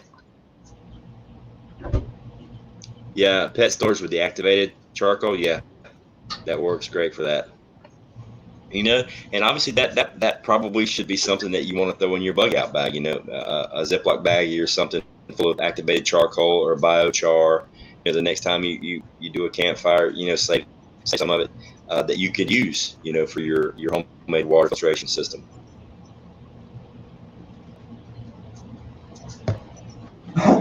What would be a type of wood you wouldn't want to use to make charwood? The char. I don't know, pine. Any kind of treated shit. I know not pine. Jeff Methuselah, Ghost. If you got to take down a deer with a 5.56, where's the best shot? Well, right behind the ear. Yeah, right behind the ear. Right behind the ear. Right there. Definitely. And if you can't hit a deer right there, you need to practice more. Definitely. Yep. If you're gonna do a headshot, if you don't have a headshot, if he's faced away from you, or if he's broadside, maybe his head's covered. Depends on how good of a shot you are. Because if he's looking away from me, I'm going right up the door. I'm gonna destroy all them insides. I'm going right up the back door if you can't get a headshot. But even a 5.56, and you know how to operate, you ought to be able to put it. You ought to be able to put it right behind his ear. Yeah. Yeah. Thank you, North Shore. That's what I was going to get at was hardwoods. Make sure it's a hardwood to make your charcoal with. Don't be trying to use pine stuff. Yeah. I don't use pine for shit. Yeah. Yeah. As far as it goes for the 5.56, okay, what you need to understand is with the 5.56 bullet, you know, pretty much all of them are your full metal jacket type, you know, rounds, whatever. So you're going to want to shoot, you know, a headshot. Now, if you have some 223 rounds, which you can shoot in a 5.56 rifle. Now, the 223 rounds, they do make them for deer hunting. Okay, so you can get a lot of. I've got a buddy that he hunts with his 5.56 and he uses 223 deer hunting rounds, and he did shoot, you know, your normal vital kill shot and killed the deer, no problem. But if you're using a 5.56, make sure you do a headshot, because otherwise you're just going to zip right through it and you're probably not going to do no damage. Yeah, that's what I was saying. If the only shot you got is from the rear, you want to right up the back door. You want to destroy as much organs as you possibly can on its way through, and you might get lucky and it might come out right behind the ear. Right. Yeah. Those things bounce around. Yeah, the 17 HMRC, it's going to be still, it's like a varmint round. You're still going to, you're still using that my squirrel, my mind went blank. You know, a frangible type round. You know what I'm saying? Yeah. It's gonna mushroom. So yes, a 17, yeah, you can shoot it in the neck. You know, if you shoot a deer at the base of the neck right there, it's going down like a ton of bricks. The problem with it is when you shoot it there at the base of the neck, you're going to waste a lot of neck meat. Hell yeah, you know, that's the best thing there is, boy. You're going to waste a lot of neck meat, and you are going to start to destroy part of the back straps. You know, your first part of your back straps, which is even better part. Yeah. Yeah, don't shoot him in the neck. Ghost likes that neck roast. That neck roast, man, with some potatoes and some onions and some cream mushroom soup in the crock pot. Forget about it. That is some good stuff right there. Forget about it, man. Now you're making me hungry. I need some tenderloin and some mayonnaise. I have some in the freezer. Tenderloin. I do. I think I've still got right at 4 deer left in the freezer. Man, I can remember last time I was eating it, I had the whole jar of Duke's mayonnaise with the wide mouth, so I could get my whole hand down in there with a plate full of deer meat. I'm just dipping and eating. It was like chicken nuggets and barbecue sauce. Got to have that mayonnaise. I never tried mayonnaise on it. I always use A1 steak sauce is the best, man. No, do the mayonnaise and do the now they got that spicy mayonnaise. That what's it called? Crap. Oh yeah, mayonnaise is good, son. Yeah, Bug Dude says my son deer hunts with a 223. Yeah, 223. You know, that's why I was wanting to be a little more specific on the 5.56 versus 223 round. Yeah, the 223 is gonna go in one side and it's gonna bounce. You might shoot it in the neck and it might come out its back ankle. It's gonna go in there and just destroy stuff. But that 5.56 with that powder charge, I mean, it's gonna blow right through. If you're shooting it in the, it's put it this way, you better know how to track, because you have to go find it. Well, you're honestly, if you try to shoot it in the bottles, you know, you're not going to get that expansion, so you're not going to get that thump and that expansion on a 5.56 round. So it's just going to put a pinhole just boop, boop, right through him. And you know, unless you just hit it in the heart, you know, if you're, you know, get lucky and hit it right in the heart, you know, unless you get the heart, or you know, at least one lung, you get it good and collapsed. If you get both lungs, I mean, you might not have to walk that far, but you're still gonna walk, because he's gonna jump and then he's gonna land about 40 yards away from where he jumped. Yeah, he's gonna get 10 or 15 good strides. Yeah, Prepper 101. They sell hollow point 223s. I actually have some Winchester ballistic silver tip 223s that are some nasty freaking rounds. The Hydro Shocks, yes, they sell multiple pretty awesome little rounds for a 223. It's just like I said, the 5.56 is not your hunting round. So I don't know if I've ever seen a 5.56 that is not a full metal jacket. Right, I have. Yeah. I mean, I've got 30-06 black talons. They will definitely get it done. But yeah, if you're 5.5, I mean, if it's SHTF and you're in the woods and all you got your 5.56 AR, definitely headshot, definitely right behind the ear. 7mm Mauser, that's a damn yeah, it'll work. I know mine does. I dropped a couple of deer with a 7mm. It ain't no joke. Mine was a Turkish Mauser. Yeah, the thing about it is I actually deer hunt with a 270 and also a 308. And then we have a 30-30 as well. The 270 for Arkansas, unless you go down south and start hitting them bean fields and them long, you know, them real long runs and stuff, you know, you're going to want a little something that'll reach out there a little further. But 270 pretty much. I mean, I've been hunting with a 270 since I was probably 20, 21 years old. And I've never had a moment's trouble with anywhere that I hunt with the 270. But now, if we're talking a SHTF situation, that's where, and especially noise, sound, and light discipline are very important. That's where your archery comes in. That's where your crossbow comes in. That's where your recurve, your compound. You know, I would much rather use that than to waste a seed. You know what I mean? If you're proficient with it.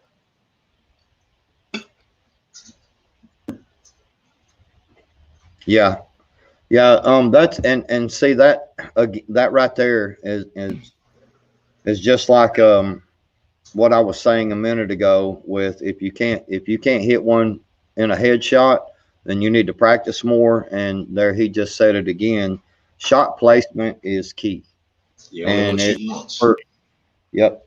Shot placement is key for everything, if you know what I mean. Period. Yep. Shot placement is key. Yeah, and that's, you know, from a hunting standpoint in SHTF, I'm going, you know, I've got my crossbows dialed in. This is zero. This is good.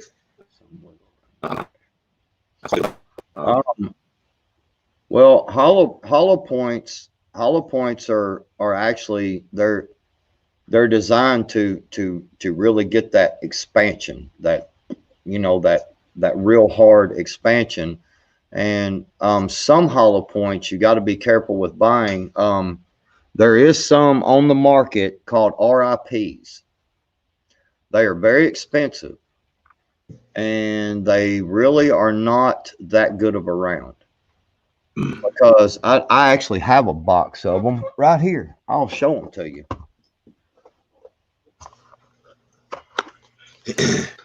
These are for 45 right here, and they look cool as hell, but they actually are not that good of a round. Yeah, they do look cool.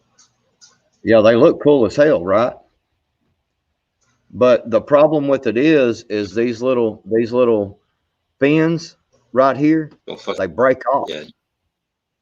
They break off, and they lose a lot of velocity. They will break off sometimes even before um, uh, penetration, and they lose a lot of velocity, and like they sometimes won't even stick all the way in. So Yeah, I can't think they'd be very accurate at distance either. no, they're not. In the front. Yeah. And they're expensive as hell too. That's what's weird about it. Japet Methuselah. So if you shoot the deer with a bow, you want to take off the lungs? Question mark, question mark, question mark. What's your pull on that? And I'll give you mine. Yeah. Mine's kind of weird. All right. So you want vitals. You want heart, lung area, but you want to try to get as close to the heart as possible, and that's why, because you know, if you just shoot the deer through the lungs, yes, it's going to kill it, but he's going to run a lot further. Believe it or not, you know, you want that broadhead to to actually pierce, you know, to skin the heart, you know, to make him bleed. You know, yeah, he's still going to die if you shoot him through the lungs, yes, but you just got to walk. He's yeah, you're going to be tracking him a while. I like to try to get, you know, instead of a broadside shot, I like to try to get a little bit of an angle.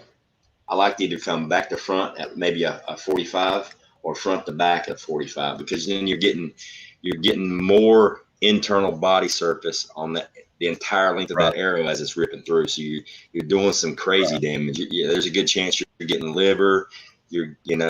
But the cool part is, especially if you're coming, you know, from say at the front on offset, like at a 45, and because the heart's sitting right here and the lungs are behind it. You know what I mean? So if you can get the heart, you're going to get the lungs as a bonus. And if you come in backside, you're going to get the lungs and you might get the heart as a bonus. But if you come in broadside, you're kind of like, you can get the lungs and you might can graze the heart.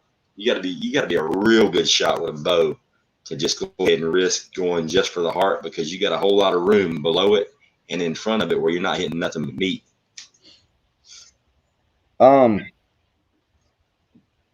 Appalachian Prepper asked, what was the point of those with the RIP rounds?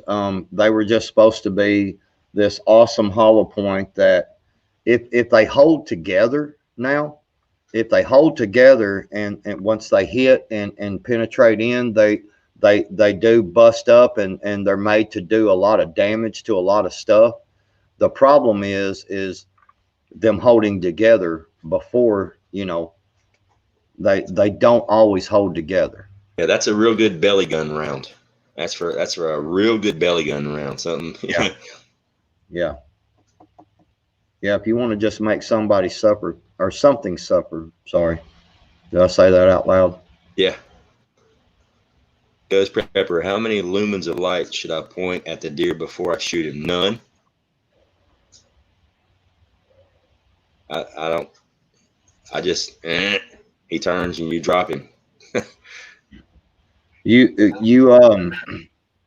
you're shooting, if you are pointing lumens of light at him, you are dark in the daytime. Yeah, if it's dark in the daytime where you're at, You were illegally hunting. Let's put it that way. That's a Now, disclaimer. That's a disclaimer.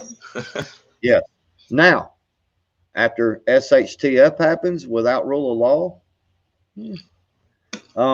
I would say the brightest light that you've got, because they will freeze and look at you. Mm-hmm. So, oh, I know it was a joke, brother. He posted, said it was a joke. Well, we know. I thought it was a trick question. I know that's what I was at first. I was like, huh? I was like, no, you don't be shining no lights on them. It's dark. If it's a fully, if it's in the middle of the hunting season and it's a full eclipse, I mean, you got to do what you got to do.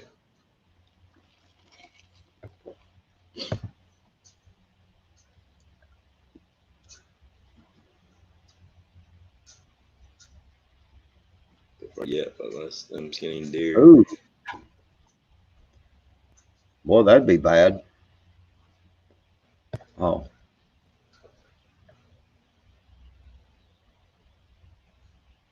Said about lost the thumb skinning a deer, had broadhead from another hunter. Ooh.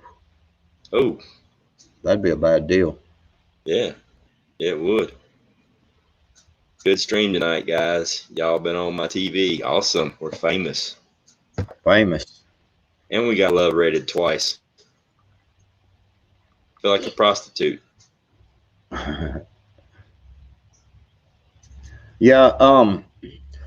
Do y'all have any more questions about the rain catchment systems? Again, you can just run it straight into the barrel. If you're just, doing the water, for your garden and everything, you can do all that if you've got the leaf guards and all that.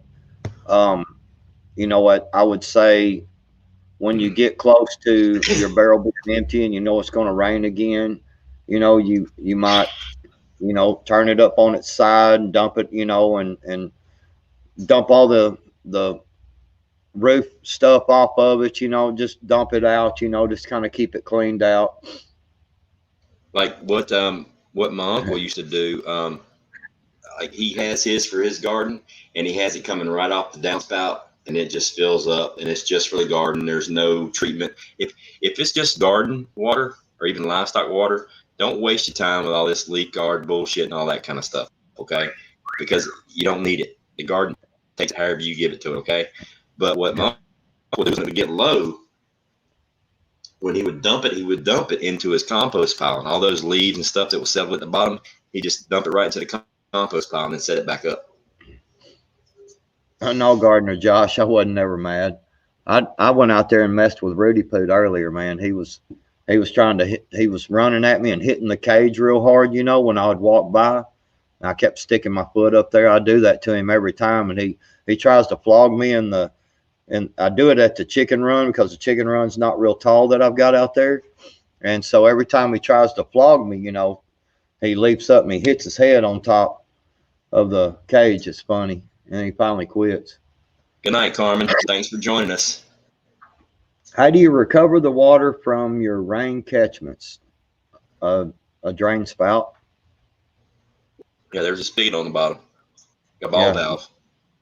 If ball you don't valve want to do that, you can put a sump pump or a submersible fish tank pump in there. Pump it right out. Like you can get a cheap $12 submersible pump, and that thing has, I think it has a 15-foot head height on it, which means it'll push that water up 15 feet high. It's like $12. Things last like 5 years. Open the valve. Yeah. Well, yeah, I mean, you can, just a ball valve or just your regular water spigot. You know what I'm saying? I mean, however you want to do it. I would do a ball valve. Them damn water spigot things, man, they break, they get old, they leak. Always. Yeah, always a ball valve. Now, if it's just the open top bucket that's underneath the downspout, and you're using it for the garden or whatever, I mean, you can just dip if it's like your plants, if they're containers and they're right around the house, you can just dip a bucket in there and go over and pour it in it.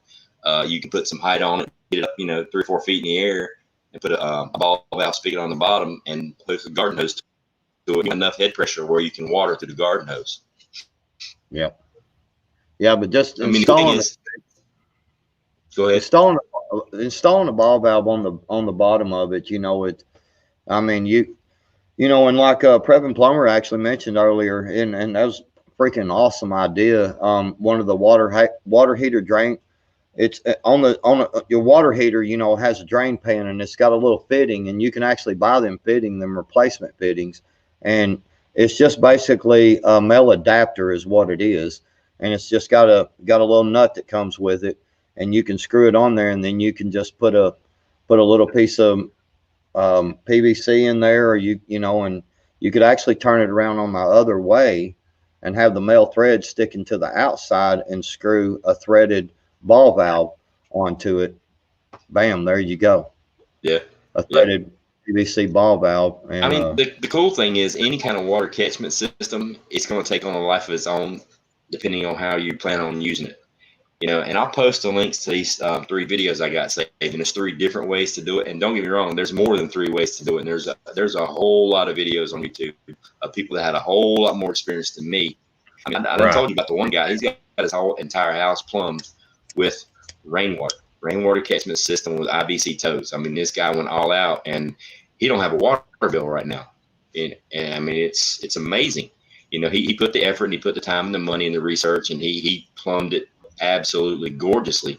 And I mean, it's your rainwater catchment system is going to depend on where you live and how you do it. It's like my backyard has a really good slope to it, so I don't even need to get head height as long as my plants are below where the water is. I mean, I can put my rainwater catchment system down there on the ground, and I'm still going to get flow out of them going downhill.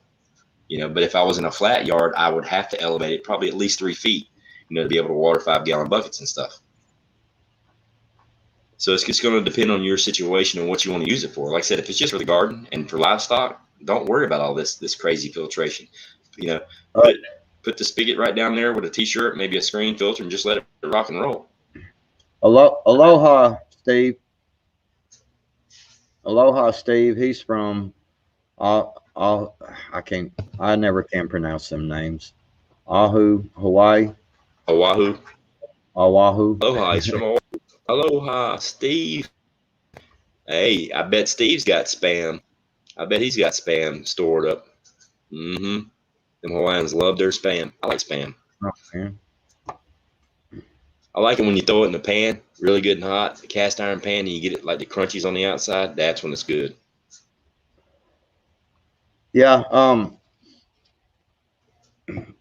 But yeah, any kind of, I mean, any type of, if you live in an area where you can catch water, catch as much and you're growing a garden, you know, use that to water your garden with. You know, I mean, it's just even 10 times better. Just a 5-gallon bucket under the spigot to water your garden with every other day. You're going to see a huge growth in your plants with rainwater versus water from the tap, like for real. I hate having to use hose water to water my garden. Hate it. Yeah, if you live in a place like I do that has a lot of high humidity, I mean, I guarantee you, probably it's 11. I could probably walk out there right now and walk through the grass and my feet will be wet. You know, just because of the humidity here. It's like that. It's like that pretty much year round. And you know, you can do stuff, you know, with tarps and everything to capture some water, you know. Yep. Red pepper, hell yeah, goes with a couple of eggs. Yep. I like it. I like that bacon flavored spam. That's pretty good. In the walkway, the gutter needs to be fixed so the rain comes down and fills the buckets up quick. Sweet. Exactly. I mean, using your head like that, I mean, just awesome. Yeah. I mean, that's any of that kind of stuff, you know. Just remember, you know, having a sealed system like that, you know, because you definitely want to, if you're doing these rain catchment systems, you know, if you've just got an open top bucket, open top barrel, and you're just catching some water in it. Now, do remember, you know, do think about this. You're actually going to be getting mosquitoes. So they do sell a mosquito dunk. They sell them at the, I know they sell them at the Tractor Supply. They sell them at a lot of different places, and they're just called mosquito dunks, and they're safe. You can, they're safe for like animals to drink and everything. So you don't have to worry about they're non-toxic, but they will kill a mosquito. They're toxic to a mosquito, but you can, you know, because when I had my ducks, I would keep a couple of them thrown in the duck pond, you know, out there. So it'll kill the mosquito larvae. So you don't have to worry about mosquitoes that way. So do take that into, yeah, they do work good, Redneck Prepper. That's what I'm saying. So yeah, they do.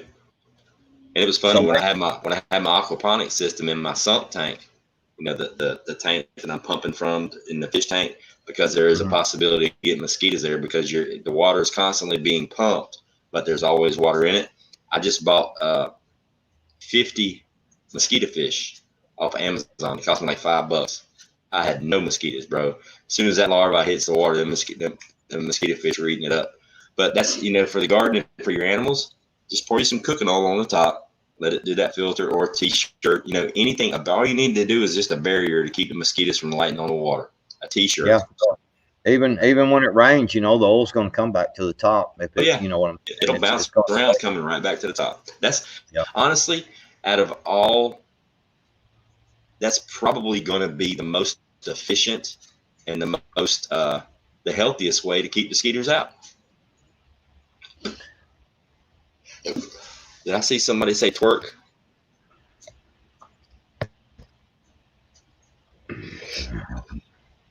What twerk move? I ain't never did no twerk move. You on the wrong channel. That's the wrong channel. That's Dangerous's deal. That's his hook.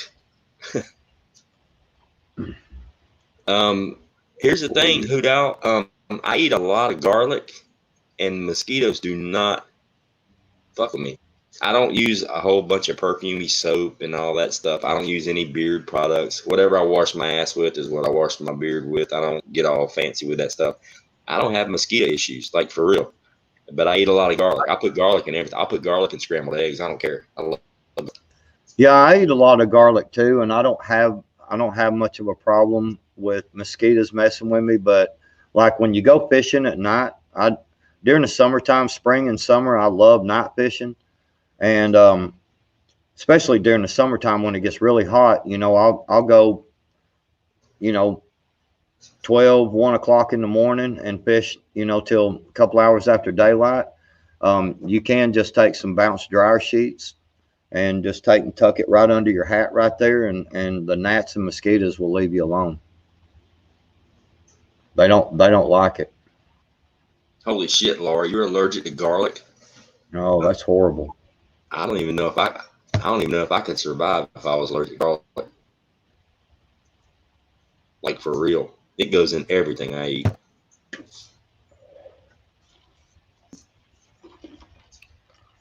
Yeah, the oil, when I first saw it, I'm like, what? And then I got to thinking about it, and then I tried it. I legitimately tried it when I was in Florida just to see if it worked. And I had no mosquitoes, none whatsoever. The water was perfectly good. And I use it on my garden, but it works. Oh, Redneck Prepper. What? That happened to me as well. I had 4 ducks, and I had 6 chickens get killed by 2 dogs that broke in to my pen. Let me Redneck Prepper. You can go watch my video if you would like to see what it looks like. But I have a video on where I use barn tin on the bottom of my chicken pen. I used barn tin, old barn tin, and put it in on there. And what I did was I sunk it down in the ground about this far, and I filled, I dug down pretty good and sunk the tin down in there a little ways, and then I filled the hole up with gravel, like a lot of different rocks and stuff, because that does deter them from digging. And I used some of that lava rock because it's real coarse, and so I spread lava rock all around it, but I used gravel and then spread the lava rock, and then I covered the rest of it up with dirt. And they can't get through that barn tin, and the barn tin will, it'll be up there pretty high. So actually, if you want to go check out that video, Redneck Prepper, it's on my channel. You can see what I did around my chicken pen, and it works very well. Easiest way to make avocado oil: get avocados, squeeze them really, really hard. That's all I can think of. Get an avocado and just squeeze it.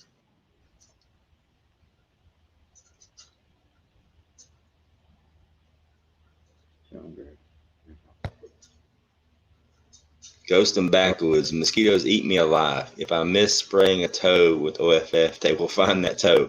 Some old guy at Bait and Tackle told me to eat alkaline diet. Give it a shot. See if it works. Let me know. It's kind of curious. I don't know. I've just never had the problem, Hoodal. I eat a lot of garlic, and like I said, the bounce dryer sheets work very well.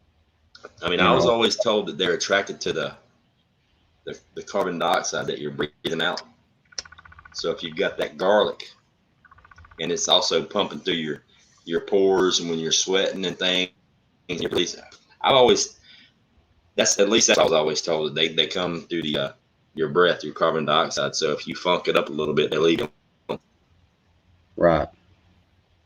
Yeah, there's a lot of little tricks like that you can do. I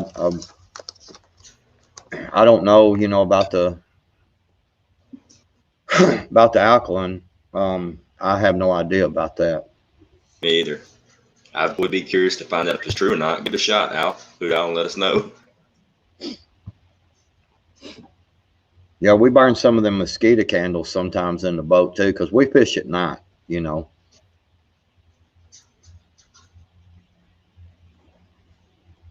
that's another good thing about a mosquito bite. If you can just not scratch it for the first, 15, 20 or so minutes, it just kind of goes away pretty quick. But if you're one of them that digs into scratching, it's going to be around a while. Yeah, but it feels so good to scratch it, though. I know, right? It's like poison ivy. Yeah, it's like, it feels so good to scratch it. Good stuff. Ate me alive, and I eat a lot of garlic too. But I do live in the swamp 3 times a day. There's times of the day when they eat a man to death if you catch the swamp at the wrong time. And through clothes, yeah. Yeah, I could see that. I mean, it's mosquitoes are just one of them things, man. You just have to try and see the best. Well, Prepper 101, a lot of times I just take my mother-in-law with me, and they eat her up, man, and don't bother me. Listerine also repels mosquitoes. I could see that. I'm glad you enjoyed it, Bullfrog. We're enjoying it a lot too, actually. A whole lot. Tomorrow's going to be a lot of fun with the hand signals.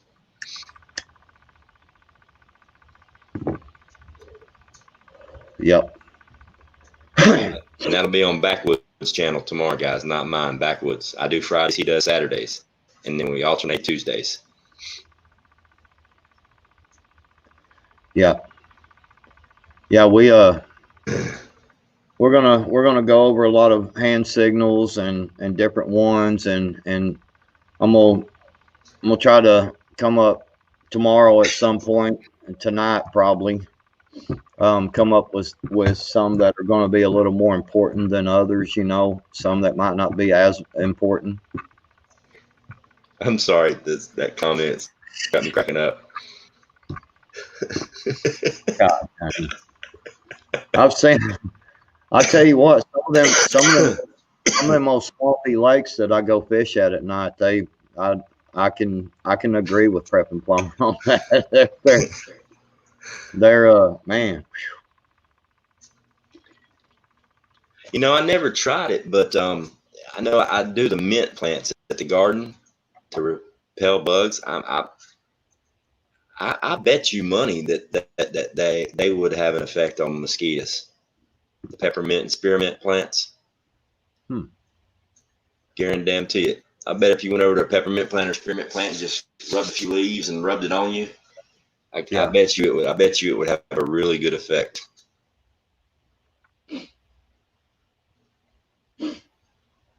Yeah, the hand signal thing, you know, it's most of it, because I don't really know sign language. It is something I would like to learn. I think it would be very useful in a SHTF situation. But you know, the hand signals again, you know, we'll go over a lot of that stuff, you know, because there's even you know, a lot of groups that have their own hand signals, and I'll explain some of that as well on how to figure out what they're saying. Yeah, and it's always good if you've got a mag. It's always good to develop your own hand signals, and then you're basically speaking your own language. Yep, we'll go over that tomorrow night for sure. You know, a lot of that stuff.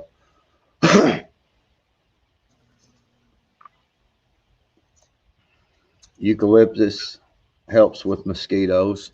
Yeah, there's a lot of good stuff that you can use to try to fend off mosquitoes. You know, I haven't checked into a lot of the different ways just because, you know, the bounce dryer sheets, you know, work, and you know, I usually keep a cigar lit. You know, that helps a lot. You know, Bullfrog, you know, the thing about it is what's going to happen is when SHTF happens, you know, and man, I mean, it's going to be a bad deal, right? I mean, buildings going to be collapsing. I mean, it's going to be bad. You know, just things blowing up. It's just all going to go off at once, and just doom and gloom, just horrible. The thing about it is, all these Ford guys are going to pull up to the meeting location, right? We're going to be like, "Where's Bullfrog? How come Bullfrog is not here?" Somebody's going to look and go, "Man, he drove a Chevy. He didn't make it." Just the way it is, brother. I'm sorry. So, you know, for you Chevy drivers out there, just go ahead and you know, don't worry about prepping at all, because y'all are not going to make it.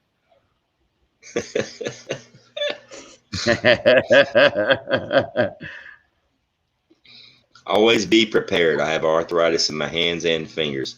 Always be prepared. I actually did a video on this. Actually, it was a what would ghosts do response. I think it was one of my first about arthritis, because one of my subscribers has really bad arthritis. My grandmother had rheumatoid arthritis real bad in her hands. She would wake up in the morning and her hands would just be like this, and she would get a can of WD-40 and spray it in her hands and work it around, and within about 20 minutes she was good to go. Everybody says I'm crazy. I watched it happen, and some people say it's a wife's tale, but let me tell you something. WD-40 penetrates metal. What makes you think it ain't going to penetrate your skin and get to those bones and lubricate it? You know, are there long-term health issues? I don't know, but I've used it several times on my knee. Okay, my knee's been blown out several times, and I can tell a big difference. Okay, Redneck Prepper says, "Laugh out loud, Backwoods. Chevys will pass you on the road, bro. I'm sorry, but it's fact." Well, see, here's the thing that you need to understand about us Ford drivers. Okay, see, we're like this. All right, I'm a Ford driver, and then I've got someone like you as a Chevy driver, and we're sitting up on the hill. And it's kind of like a daddy bull and the little young bull. We're sitting up on top of the hill overlooking a whole thing full of cows, right? Whole pasture full of cows. And the baby bull's over there, you know, his little This little Chevrolet. He's like, man, hey, let's go down there and get one of them cows. The Ford driver, we're sitting over here going, boom, boom. Why don't we just walk down there, take our time, and get all of the cows? Why? I mean, why be in a rush, bro? Why are you in a rush? Just saying.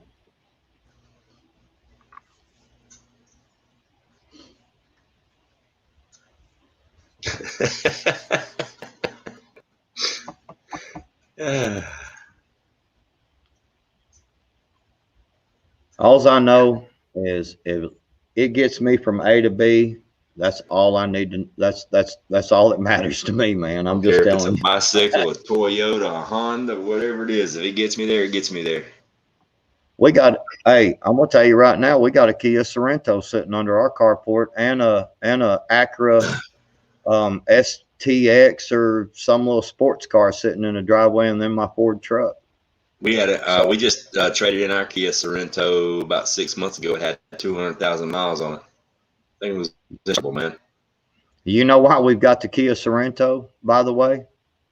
All you Chevy drivers out there, because the junky Chevrolet that we had sitting under the carport where the Kia Sorento is now broke down on us multiple times, and we ended up spending about $6,500 in repairs.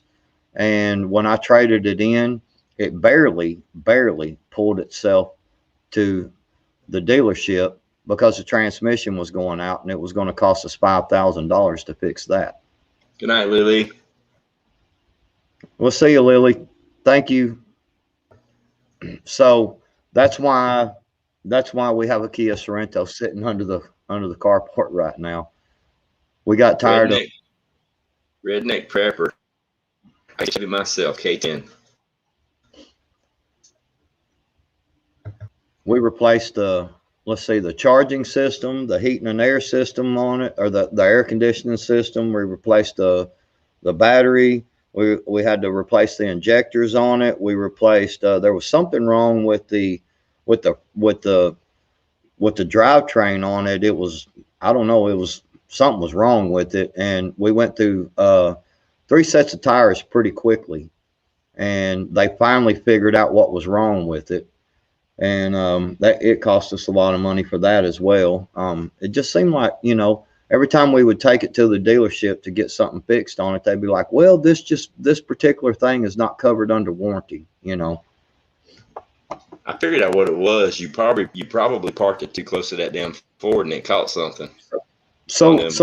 But let me ask a question, okay? I don't race vehicles, okay? I just never have. So why does it matter to me if I'm going down the freeway and a Chevrolet can run 10 miles an hour faster than my truck will? It gets me there. It gets me there fast. I raced a Power Stroke diesel one time. It was a Ford, and it had that chip in it. And I know we were running 110 miles an hour. I do know that because we got in trouble by the laws, and it was lucky that it was in an area where I happened to know the cop, and he let us go. But or it would have been a really fat ticket. But I was running 110, and I was still gaining speed, and I have no earthly idea why, other than being stupid on the freeway, why you would need to run 110 miles an hour in a pickup truck. You know what I'm saying? A 4-door, 4-wheel drive pickup truck.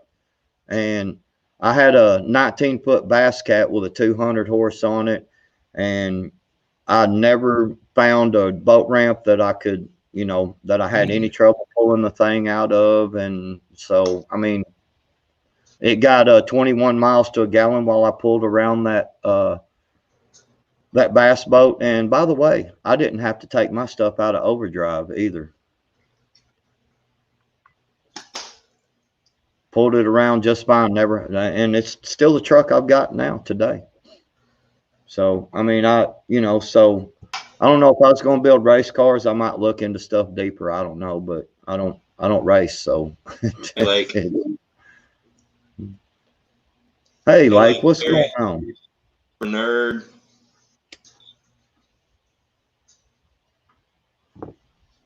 The need for speed. Yeah, I had to.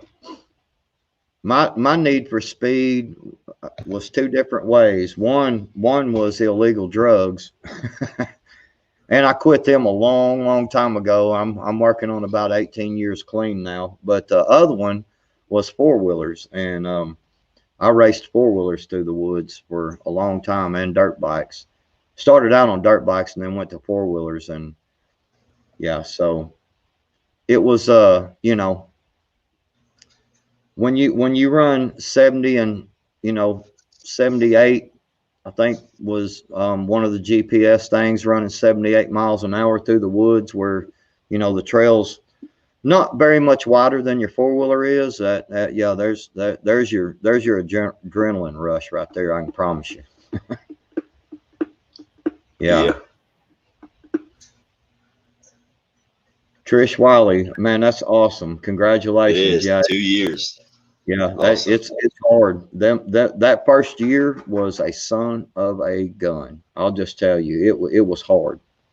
It was really hard. Once each year that passes by, it gets a little easier and a little easier. Just keep the faith, Trish, and give all the support in the world, and don't push it. Just do not push it. Hey, trust in God, what's up?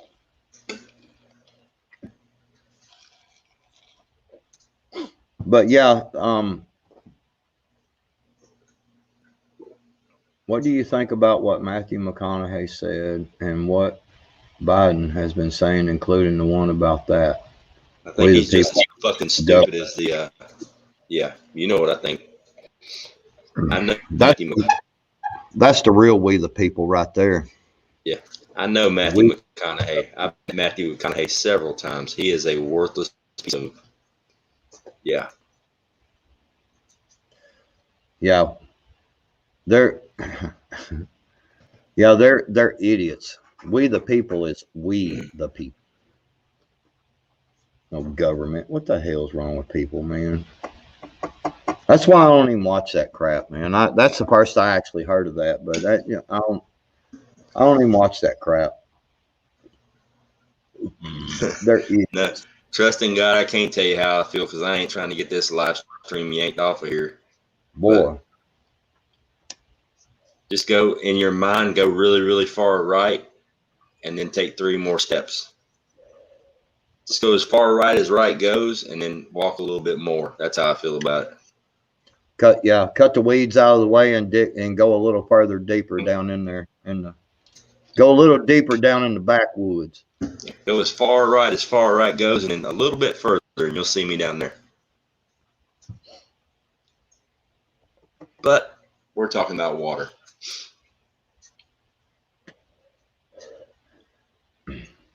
Yeah, Matthew's running for governor in Texas. Oh, God. Trust in God. Yeah, I'd be at your house. I hear you. Say, Ghost Prepper, you be at my house then.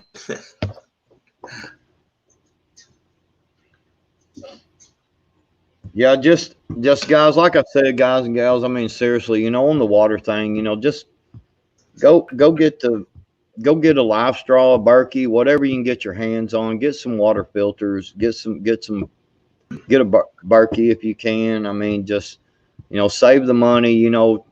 Think about your priorities. The priority is water, water, water, water. I mean, plain and simple. When you think about it, even think about it like this: you got a 25-year shelf life food. What is pretty much every single bit of it? What do you got to have to be able to eat the food? Water. If it's freeze dried, dehydrated, or dry canned, you got to have water. You got to have water. So you don't.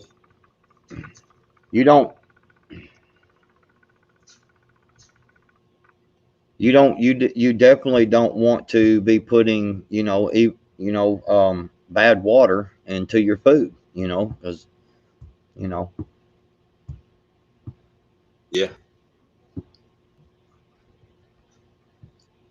yeah, government is trash.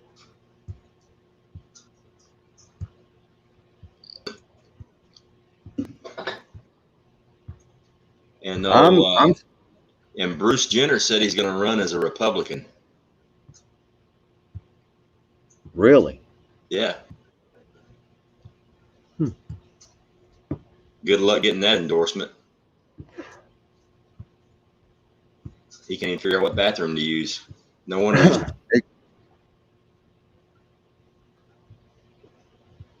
Yes, Susanna. Yeah, you definitely. We meant that today. You go out in the sunshine and just lay out there and drink some water, and because you're not feeling well, and I'm telling you, you will start to feel better. Yep, I was outside all day today, all day. And just a little hint as well. Wear some sweats. Yeah. If you got some sweatpants and a sweatshirt, wear them. If you start feeling hot, start sweating, awesome. Just keep drinking the water. Keep drinking the water. Don't detox. Yeah, don't like wait and then slug a bunch of water. Just keep sipping the water, just a little at a time. Just keep sipping, keep sipping, not super cold water. You want room temperature, just water, just normal water. None of that super cold, ice cold shit. That'll kill you. That's bad for you, actually. But I promise you, if you'll go out there in sweatshirt and sweatpants and lay out in that sun, just lay there and keep the water like you said. Yeah, don't have no ice cold water. Just keep sipping the water, keep sipping it. I'm telling you, I bet you'll start to feel better. Yep. Let that sun shine down on you. As soon as you start to pee clear, you know you're where you need to be. Yep. Pee should never be yellow. Damn sure better not be brown. If you're peeing clear, you've either had way too much beer or you're really good and hydrated. Right on. Yeah, whenever I'm starting to feel bad, feeling sick or whatever, when I go to bed, I'll put on sweatpants and sweatshirt and put on some good thick socks. And I don't care if I'm burning up or not. I'll bundle up and I get that good sweat going. Shoot, I know I'm gonna feel better the next morning, and I always do. No, Lake Ferry, we went at 10 o'clock.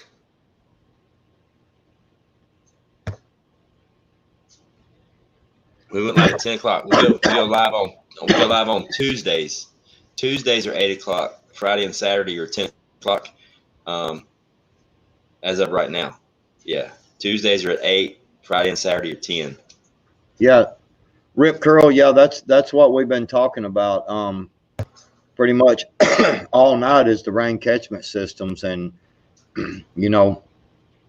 as you buy one and couple, here, look at purchasing some more, for the other side of your house, your downspouts and stuff.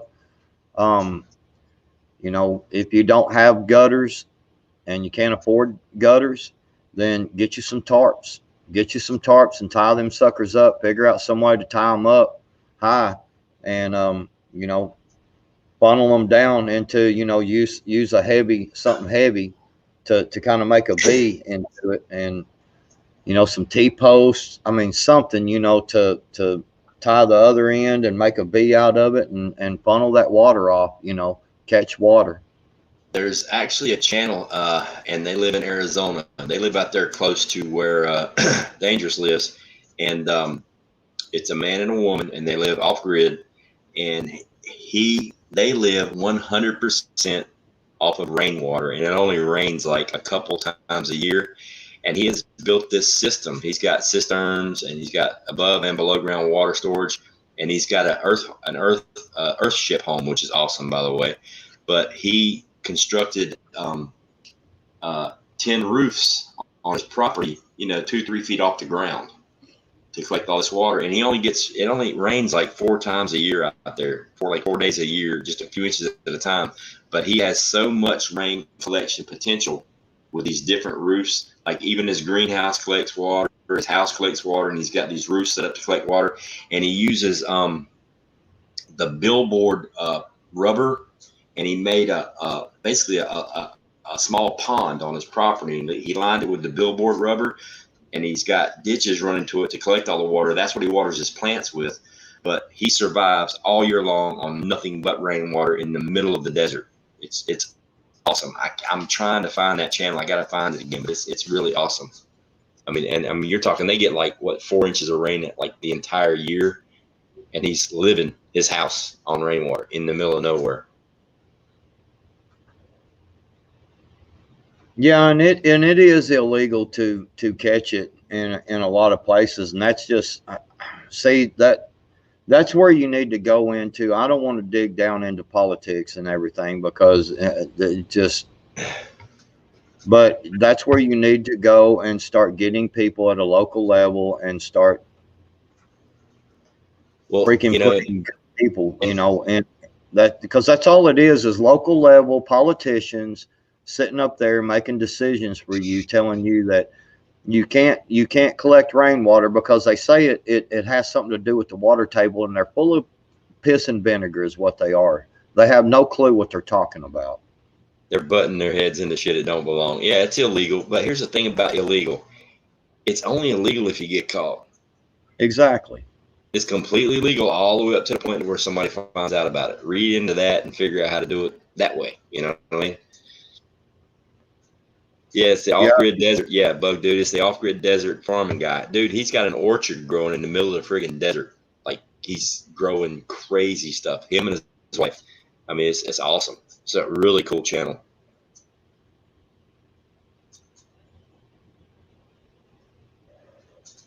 Southern Boy Prepper, sweet. Bought my PVC pipe and gutters to set up some IBC totes. Awesome. There you go. That's what I'm talking about.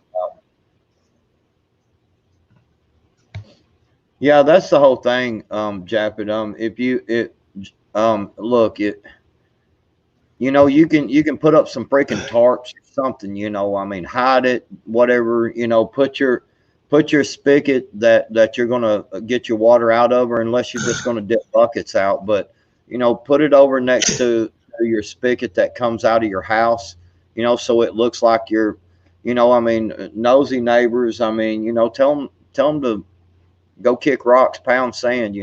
Why are you looking over there? Walk around with no shirt on, and your drawers hanging off your butt. They won't. Put up a privacy fence. Tell them to go fuck themselves. Privacy fence. Rock and roll. Turn your backyard into a pond. Ponds aren't illegal. Well, I mean, you can also, I mean, you could take and build a little small frame and put a tarp up, to hide, up next to your house there, and to where the neighbors can't see the stuff. And, yeah, and absolutely, Gardner Josh, nothing is illegal once SHTF happens. So, they can, like I said, they can kick rocks and pound sand, Absolutely. I'm the kind of person that if my neighbors start screwing with me, I'll shoot at them with my airsoft rifle. Well, I've got one of my neighbors is just like us. He's dialed in. My other neighbor is one of those nosy sons of bitches, and I've already let him out work. You need to mind your own fucking business, okay? So he asks all those questions. What are you doing? Yeah, none of your business. Leave me the fuck alone. It has nothing to do with you.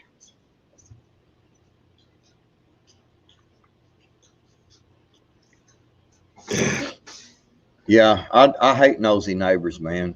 I mean, there's a difference in being nosy and being, knowledgeable. You know what I mean? But to just be asking random questions like you're taking a survey, man, get the fuck out of my face. It's none of your business.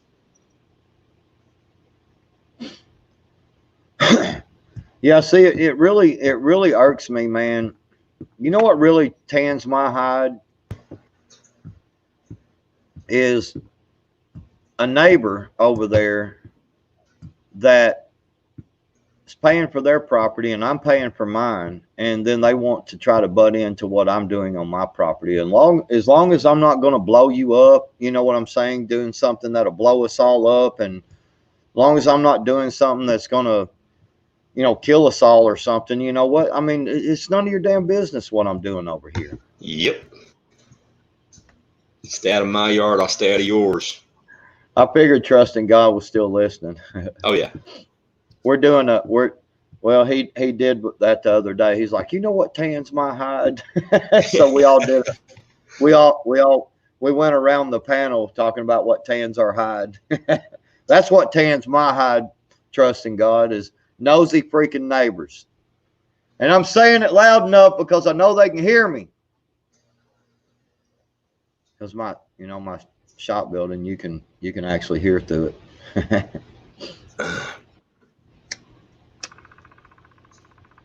Redneck Prepper, does anyone know how to take iron out of a well? I do. A Berkey water filter. Yep, Berkey. You can't go wrong with a Berkey. Any question you ask me about water, unless it's salt water, goes back to a Berkey. I mean, bottom line.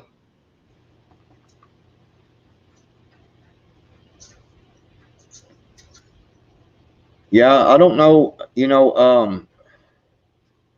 I don't know how many filters out there will actually remove iron. Berkey. I can look it up. I mean, there's chemical ways to remove it. I mean, there's all kinds of scientific chemical ways to remove iron, but I mean, the cheap, easy way is to get a damn Berkey.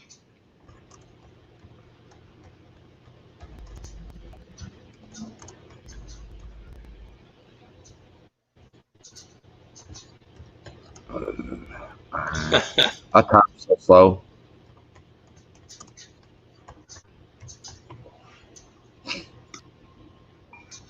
Let's just see. First thing that pops up, Berkey. Can't go wrong with a Berkey. I've been saying it. That's the first thing that pops up. A Berkey even removes the zombie germs. You can shoot a zombie in your well and drink the water if you run it to a Berkey. You won't get the zombie.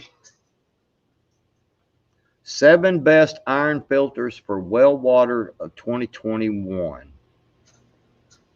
Spring well water filter and salt-based water softener. Soft Pro Iron Master water filtration system. There's a Aqua Ox FE edition. There's a Pelican Iron Magnesium Water, Crystal Quest, Tier 1, Precision Series. There's quite a few of them on here, actually. Yeah, but I'm gonna stay with the Berkey. It ain't let me down. Yeah, the Berkey was the first thing that came up. Yeah. But there's several of them on here, for removing iron. Yes, prepper nerd. If you've got a pool in your backyard, that's all the drinking water you're gonna need for a long time, as long as you got a Berkey. There's water collection system right there. Oh, dang. The well water filter and salt-free water softener. Are y'all ready for this? It'll do 1 to 3 bathrooms. $3,254.12. Berkey. $125. 2 filters. Yeah. Ghost Prepper. Will a Berkey remove Joe Biden? I mean, it's good, but everything has its limits. I mean, there's only so much shit you can filter through a filter, and that is a big ass turd. They probably clog it up. I know, right?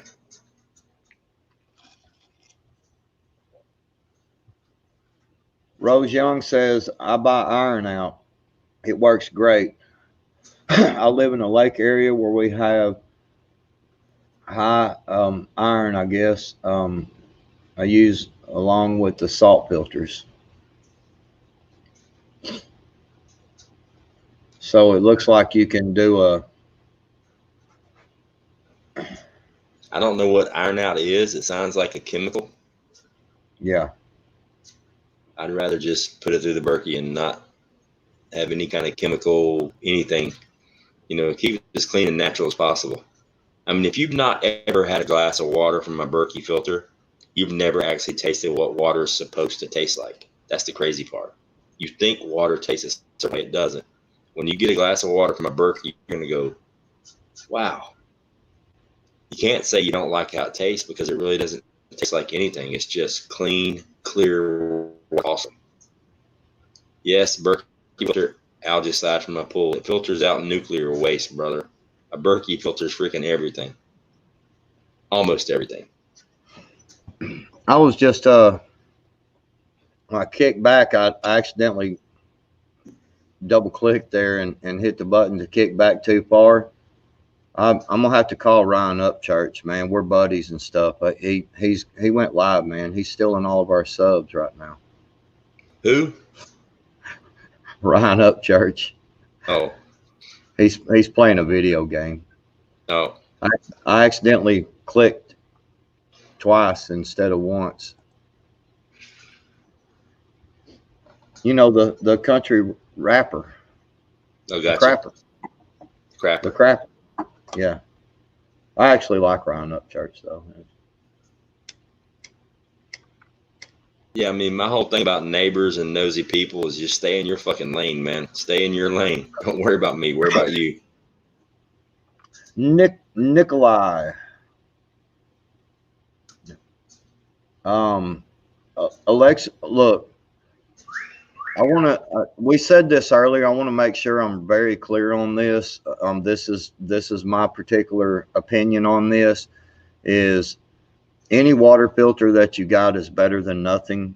We talked about it earlier. You know, the water filter you got is the best one to use. The Alexa Pure, yeah, I mean it's a good water filter system.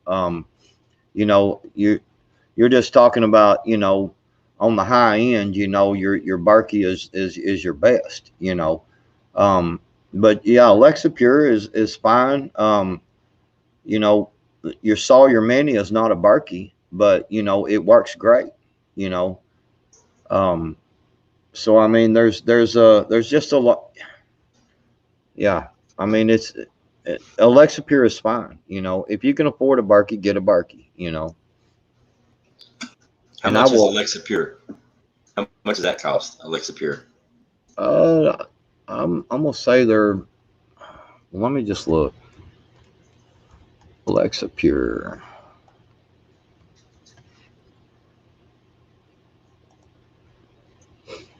Alexa Pure right here.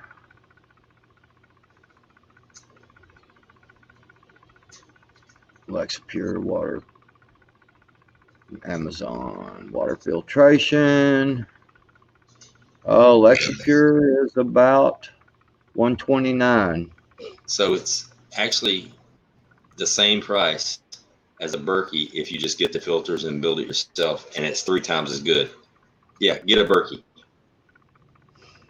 You're spending the same amount of money on something that is not as, I mean, you're paying the same amount of money for the second string quarterback.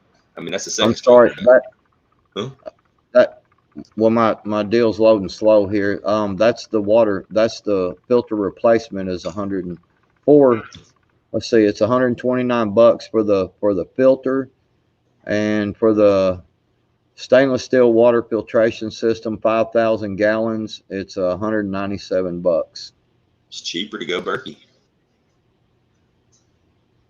And this big bad boy right here,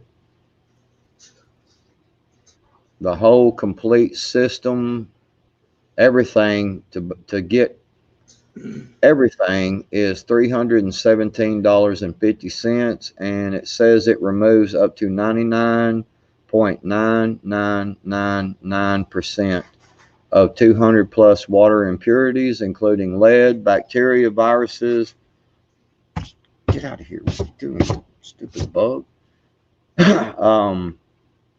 Chlorine, fluoride, TCP, E. coli.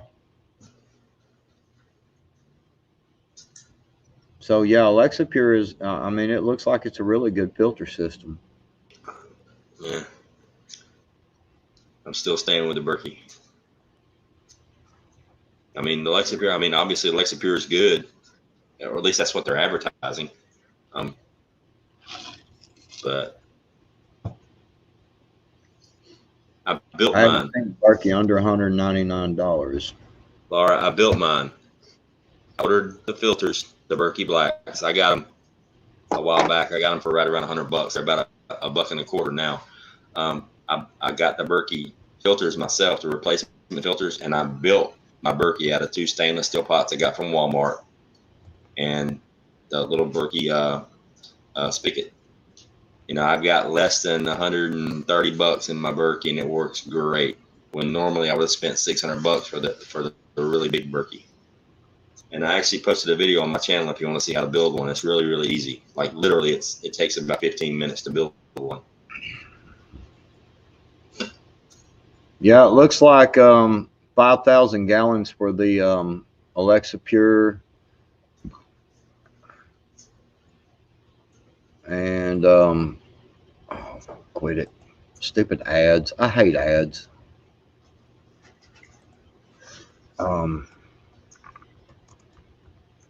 Many gallons. Kennel Berkey filter. I think you filter. You looked at them before, and it's a bucket of 40. Yeah, 3,000. 1,000. So if you run 2 filters, you get 6. If you run 4, you get 12,000 gallons. So the Alexa Pure will do 10,000 on 2 of them. If it filters out as much as the Berkey does.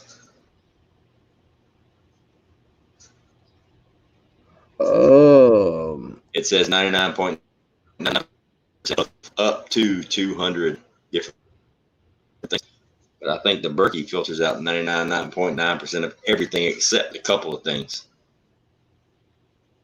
That's why it's not called a filter. It's called a purification device. Because it literally purifies the water.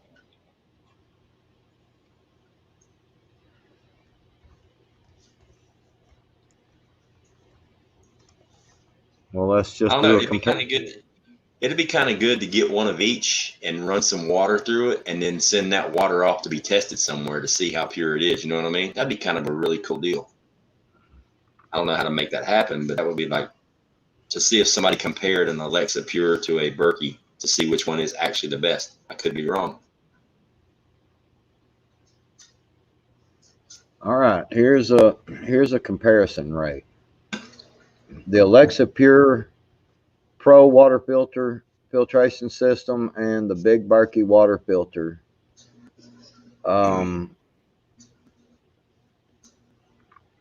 Says they do rate the Berkey #1 and the Alexa Pure #2. Reservoir capacity is the same at 2.25 gallons. The flow rate is around 7 gallons an hour. Filter lifespan, 3,000 gallons per black Berkey filter. 20,000 gallons with Superflow kit with a Alexa Pure. 200 plus contaminants for both. They get around a 4.8 and a 4.7 average on reviews. So they're both good. Yeah, sounds like they're both really, really good. Both the Berkey filters and Alexa Pure filters are certified to remove a vast array of chemical, bacteria, virological, heavy metal, and pharmaceutical contaminants. They include all the most common treats such as E. coli, salmonella, etc., and as well as petroleum products, arsenic, lead, and magnesium.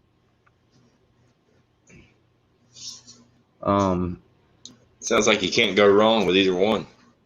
Yeah, that's pretty much what it's saying. I'm looking here on the report test, and I ain't even going to begin to try to pronounce these words. Oh, no. Yeah. Yeah, you ought to look at the outside of a Berkey filter box. It's covered in stuff that it blocks out. It looks like to me every one for both every one of the big words is 99.9 plus.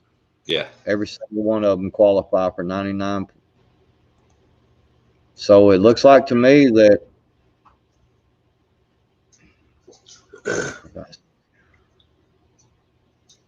so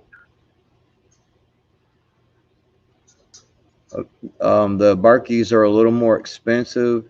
I see this now.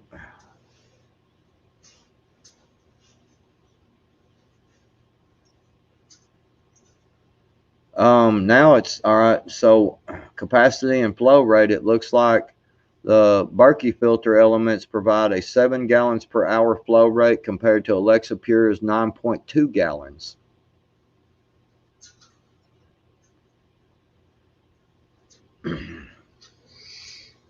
That makes me wonder, is the filter more efficient, or is it not filtering as much? It's saying both of them pretty much. They're still saying the number one pick is the Berkey. It seems to me like you can't go wrong either way. You know what I mean? Yeah. It sounds like to me you're going to be just fine. I mean, if they're that close, it's too close to call. I mean, if you get whichever one you can get, you know what I mean? Right. And you know, if you're working there again, if you're working on a budget, you know, the Alexa Pure is a little cheaper. Yeah, I'm kind of with Prepper 101 here. A slower flow rate means a cleaner water. True. I would probably think. I mean, that's why I would think that is. Yeah, that's why you can't push water through a Sawyer Mini past 20 psi, because Yeah, the filter can only do so much. Yeah. JH556, you can buy Berkey from Berkey.com, or you can get them on Amazon, or you can just order the filters and build it yourself. It's way cheaper that way. Because all you need is the filters. You can do it in 5-gallon buckets. You can do it in stainless steel stock pots that you can get at Walmart. They're like $10-12 a piece. I mean, you can get creative. You can do them in 55-gallon drums if you want to. I mean, all you need to do is put the filters in the bottom. The gaskets come with it. I mean, you can literally take two 55-gallon drums, put them on top of each other, and have a massive, 55-gallon Berkey storage system, which is awesome.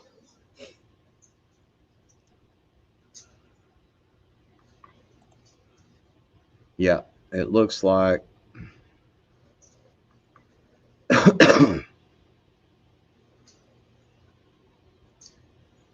All right, Stephanie's got one for you, Backwoods. She wants you to compare a Pure One and a Berkey. A Pure One? Purone and a Berkey. I'll be right back. Hang on. What'd you say? I pulled it up. It says Pure One. Purone. Pure. Oh, okay. All right. Purone. I got it now. All right.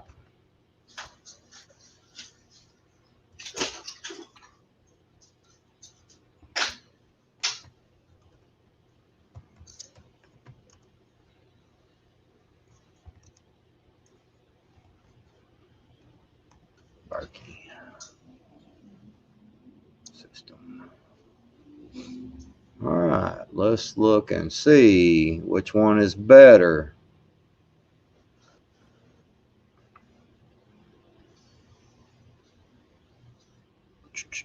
Similar side. Comparison chart. So, looks like filter lifespan is 10 months on the Pro One Pure. There, the Pure whatever. Why did it change? Pro.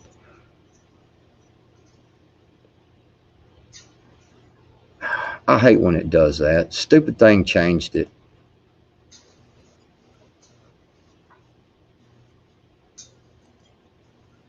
Okay, all right, there we go. Now we got it. Looks like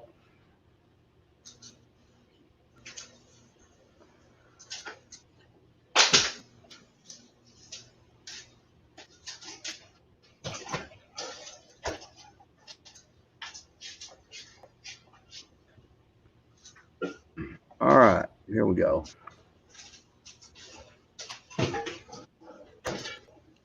Boy, it's a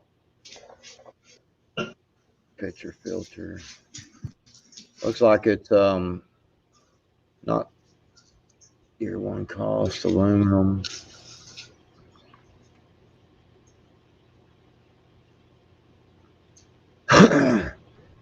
Hey, Gold. It does not, the one you're talking about does not do aluminum, copper, iron. It does do lead, 99%.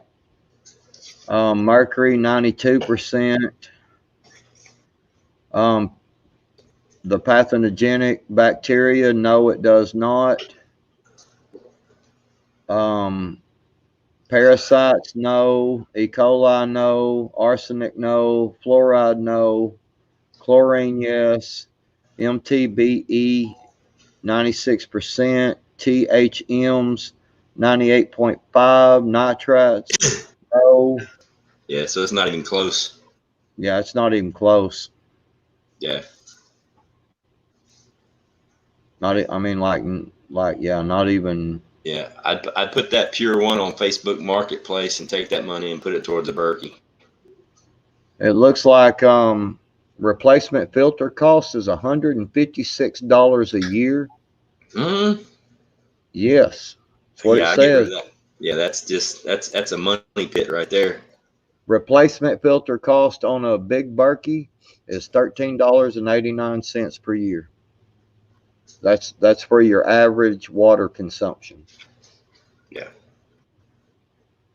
And the Berkey PF2 fluoride and arsenic filters for a set of two cost you $42.90 a year. Yeah, that pure, the Aquazana, Brita, and the Britas are anywhere from $78 a year to $160 a year. That's for you from Bullfrog. Yeah.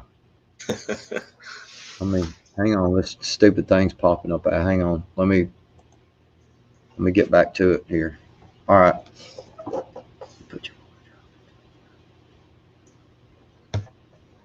Yeah.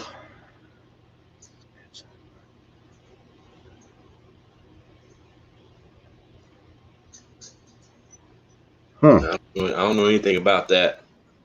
Yeah, I don't know anything about that either. I think that's maybe the state story versus their story, because it's been laboratory tested, scientific tested, FDA approved. They wouldn't put it on the box unless they could do it, or they would get sued and be broke and go out of business. I think something to do with politics.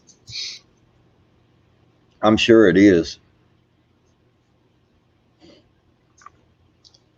All right. Some sites have problems of rusting and slime. I've never. No. They need to clean their shit. Is what the problem is. They need. I mean, you got to clean it every month. You got to clean it every month. You clean out the containers, the top and the bottom. You pull the filters out and you clean them off every month. Yeah, you're going to get slime and you're going to get buildup on the top because you're filtering out a bunch of slime and bullshit and buildup. But stainless steel doesn't rust, so. Yeah, and on that slime deal, you know, if anybody's ever used a humidifier, you know, during the wintertime, you know, you got to clean them out pretty regularly too, or that it'll get nasty. Them things get real nasty. The thing is, you know, the Berkeys are stainless steel. My stock pots are stainless steel, so there's never going to be a rust issue. So I don't know what they built theirs out of. Obviously, it wasn't a Berkey because it's stainless. So the rusting would, and never will be an issue unless you're putting it in something that rusts. As far as the slime, that's a good thing because it's showing you that it's keeping it out of your water. You know, that's all going to be in the top part, and you clean it up every month. You got to clean. Yeah, Stephanie Joe Roundtree, that Pro One, that's what, when I typed in what you had put, it kept coming up to Pro One. That's why I was like, well, crap, it changed it, but that's the Pro One, is what I was talking about. Berkey didn't want to give Iowa a tuggy, so Iowa said no dice. Yeah. Sounds about right, to be honest with you. Yeah, Pro One. Yeah, I know. That's That's what it kept changing it to. When I typed in what you had originally typed, it kept changing it to Pro 1, and I figured that you might have accidentally typed something, you know. So yeah, that was the Pro 1. Yeah, Alicia, I'm not saying that isn't in the reviews, but you got to understand who writes the reviews. Okay, anybody can write a review and post it. I'm just telling you that stainless steel does not rust. Stainless steel doesn't rust. So that part of the review is complete and total BS, because stainless steel does not rust. And yeah, there's going to be slime and the slime is going to be on the filter elements, and it's going to be around the top container, because that's where all the garbage is that you're filtering. It doesn't just disappear. It's going to build up. But the rust part, no.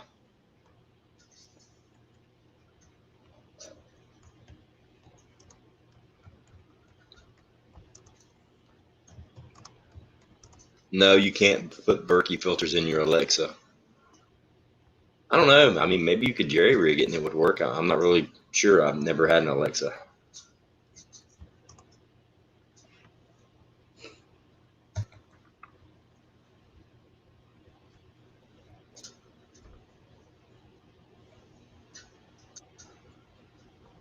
Yeah, you've got to prime the filters, which is actually really easy.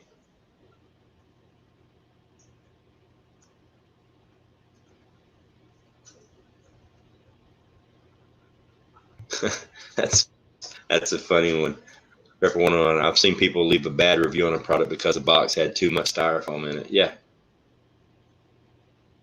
I mean, people leaving product reviews is just like people leaving comments in the chat on live streams. Okay. I mean, some people are cool with it. Some people just want to be dicks for the day and just talk mad trash about things. And I'm not saying that towards anybody in this chat. I'm saying I have seen people just come off the wall with some crazy sideways stuff in the chat. I mean, it's not scripture.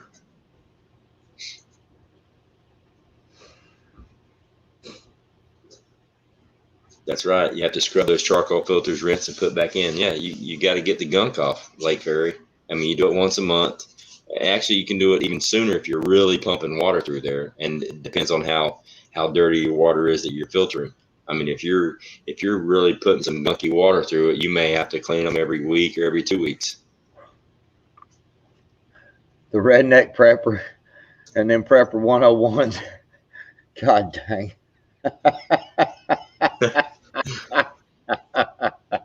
Almost spit my drink out. Yeah, Stephanie Joe, it's on there. It's in my it's on there. I mean, it's so easy. You know,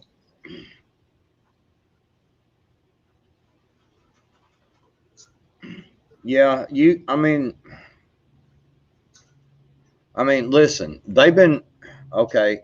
Robert Moore, I guess I'll rig my Alexa for the Berkey filters. You know, I'm sure it can be done. I mean, people that drive Chevrolets has been rigging them piece of junks up for years to try to make them run. So you can do anything. Tie wire and some duct tape, and you know, now they've got that fancy Gorilla tape, you know, that holds better, and they're able to get a couple more miles down the road before it breaks.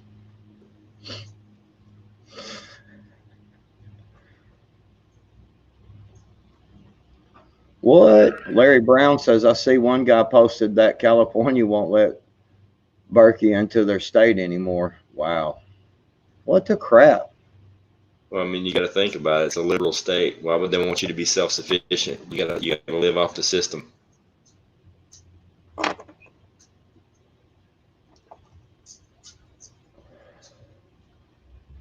You can't have a Berkey filter in California, but you can be confused to the fact of whether you have a penis or whether you stand up or sit down to take a piss. That's all good. That's normal. Just ask Bruce Jenner. He's running as a Republican. How the hell? What is he? Was he going to destroy the Republican Party from the inside? He's going to transform it. Yeah, and yeah, I called him Bruce Jenner, and I say he and him. Why? Because that's his fucking name, and he's a guy.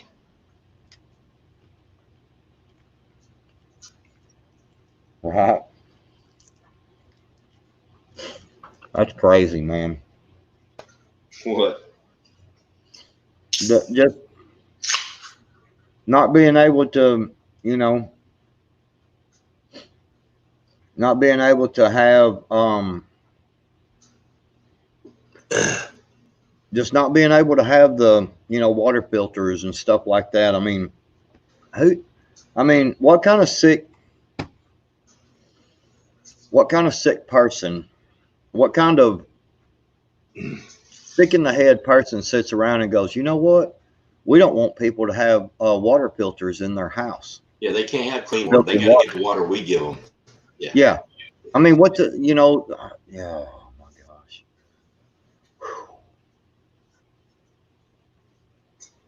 Man. Mm.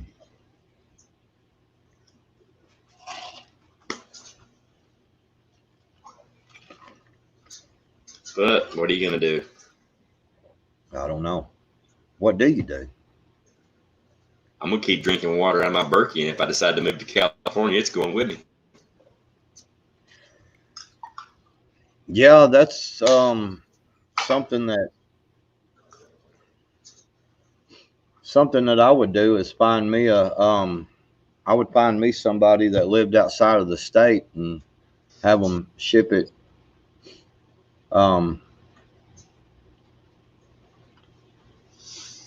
It's funny. Because I sent somebody some freedom seeds one time, and I put in there, I put it in on a box, and I said, here is the lawnmower parts you were needing.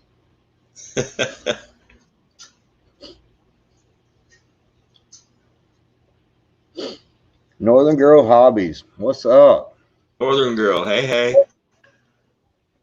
Northern Girl, let me tell you, that video you did with Native and Devout and stuff, man, let me tell you, just blew me freaking away. The quality of video that you did was just if anybody in here in the chat or that watches this video, this live stream, or watches it later, if y'all are not subscribed to Northern Girl Hobbies, you need to go and check her out. I'm telling you, man, that video freaking blew me away because, it popped up.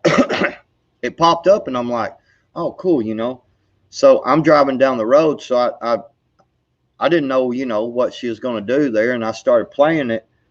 And I'm about to wreck, because I'm watching it. I'm all trying to focus on it, and I had to turn it off and watch it again when I got home. And then I turned around and went and showed it to my wife, and she was like, "Wow, she is really good." And I was like, "Man, I'm telling you, my gosh." So if anybody in here is not subscribed to Northern Girls Hobbies, please subscribe to her. She is freaking awesome. She is outdoorsman. This girl went and's getting maple out of a tree. I mean, she's doing it all. Telling you. Now, according to Arkansas Living, she don't know how to fish. According to Arkansas Living, she don't know how to fish, but I don't know. Arkansas don't even know how to get out of his truck. So how does he know if Arkansas? Yeah, how does he know? How does he even know how to do anything? He don't even get out of his truck. Arkansas don't even Arkansas. So I don't,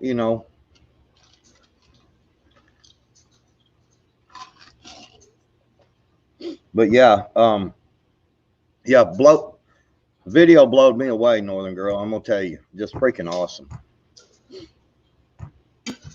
I need to learn how to do some of that editing cool stuff. All I do is hit record, I talk, and then I upload it. You get what you get. Yeah. I'm gonna tell you the type of editing she does. I mean, that's professional quality. I know. I'm looking at it. I'm like, holy shit.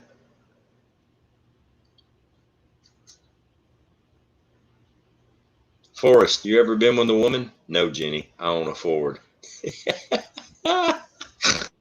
That should, dude, 101. That should be on a T-shirt. Where is it? That is good. I ain't gonna lie. That is Forrest, that is you ever been a woman? No, Jenny, on forward.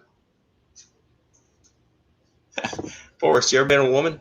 Forrest, you on a forward? No, Jenny. That's why I'm always running. That is a good one there. I don't know, 15 years of driving my Ford around with replacing nothing but the brake rotors on it. The rotors, that was it. That's all I've ever had to replace on that truck. You know, well, and I got to tell you what, I got to say that story has to be true, because in the last 3 months since I've known you, it has never changed. You know, that story's always been consistent. It wasn't the brake rotors and spark plugs. It wasn't the brake rotors and a fuel line. It was always just the brake rotors. So I'm going to have to go ahead and say that's 99. That's been run through the Berkey filter. It's 99.999% true. Yeah. It's been a great truck, man. I'm telling you, it's actually been the best vehicle I've ever owned. Like, seriously. First truck I ever had was a Ford F100, 1974 F100.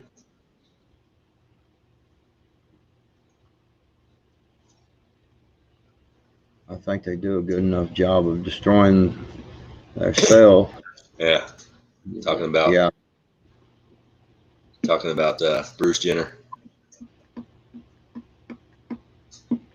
Stuart, I drove that truck today.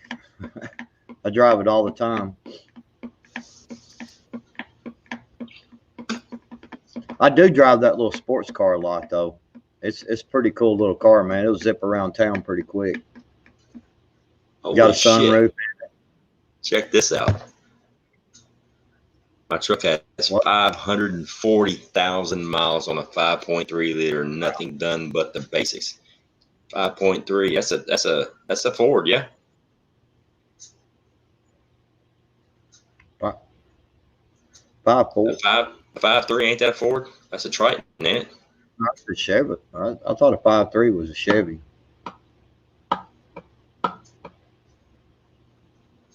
What is that, Robert? I thought a 5.3 was a Chevy. A 5.4 is a Ford. Yeah, 5.3 is a Chevy. Yeah, 5.3 is a Chevy. Yeah. Yeah, I've got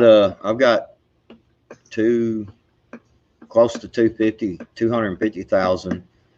And I will tell you this, when I bought it, it had 70,000 miles on it. And the guy told me, he said, the one thing the guy told me is he hadn't changed the plugs in it, and neither have I. Still got the original plugs in it. I'm not kidding. I believe it. If it's tuned right, and you're driving it right, I mean still got the original. Unless you're running it real lean or rich, I mean, you're not really going to mess with the spark that much. It's still got the original plugs in it. I'd hate to know when I try to get them out of there.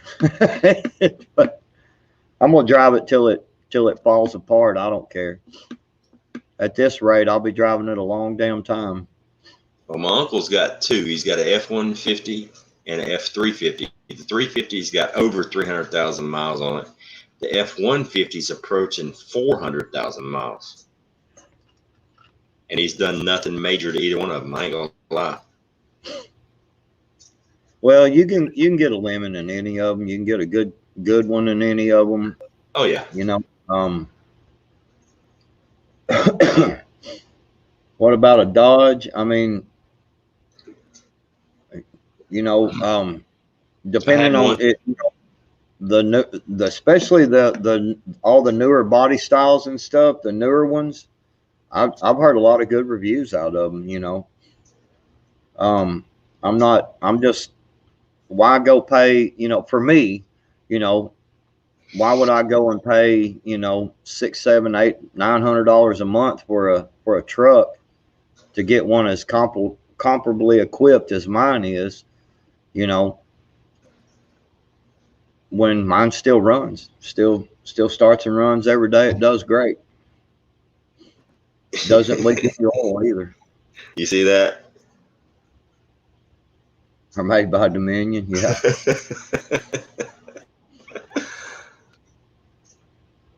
Why is one of the best jokesters that comes on these chats? Because he is a Prepper 101 is a hell of a jokester. He comes up with some good shit. Why has he got to be a Ford hater? Why couldn't he have been a Chevy hater? I don't even like him no more. Kick him out of here. How do you block him? Imagine how his mother-in-law feels. Right? How you block Prepper 101? How you, Emily blocked that joker. Get him out of here. Every time he comes in here, I want his mother-in-law consolation prize. I love Prepper 101. He comes up with some really funny stuff. I ain't gonna lie. He keeps the chat interesting. Yeah, he does. Oh, there's CB's daughter back. Sweet. Hey there. Farm life, yeah. I don't have a farm life, but I do have a lot of stuff. Don't delete. Who deleted this message? Don't delete your message. Who did? What are you talking about? All of his messages are deleted all of a sudden. Whose? Prepper 101. I'm looking at him right now. Well, it all says deleted over here. I was kidding. Whoever deleted his messages, I was kidding. I love Prepper 101. Damn, they gone. do. I've got all of his messages right here. They're still up on this end. That's weird. Look, every one of them says message deleted. Let it focus in. Look, message deleted. Message deleted. I can't do anything. Every one of them. I'm still looking at them. That's weird.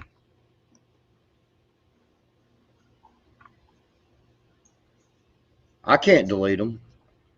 I don't have any deleted. I've still got them all up. Weird.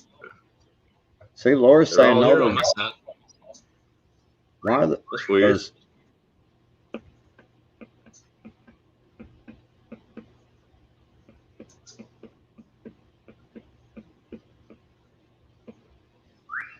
Oh yeah, I'm looking at through StreamYard. I'm not on YouTube, so maybe that's why they're still here.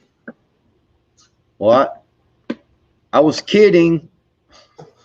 I love Prepper 101. He has some of the best. I'm a ghost now. Thanks, Backwoods. I promise I didn't touch anything, man. I would never delete your messages. I love your messages. I look forward. I actually look forward to. He's one of the ones I actually look forward to. Oh, it was Emily. She was playing a joke there right now. Oh. She just texted me. She said she was playing a joke. They're all back up now. Oh, okay. Good. Because I was like, wait a minute. I only have one mod, Emily. I think she modded somebody else. You made Cashew a mod too. I didn't make anybody mod. I let Emily do that. I'm like, I got other shit to worry about. You figure it out. So okay. I have no idea who's modding. I just know I'm like, Emily, here's the bag full of wrenches. Pass them out. Whatever. Throw them. Do whatever you do. Well, Emily's just mean. She damn sure hit him in the head with a wrench, didn't she? She just threw it across the room real quick. She's like, hey, 101 catch. What's that movie, Dodgeball? If you can dodge a wrench, you can dodge a dodgeball. Yeah. Apparently you zigged when you should have zagged there, 101. Yeah. You need to learn to duck, 101. Exactly. She did that quick draw wrench. All right. Someone had me blocked from commenting. What's up with that? Blake, I'm not the only one that can do mods, but you can also make somebody a manager on your channel, and they can like do the whole mod thing. Yeah, I think it's called a manager, manager, something like that.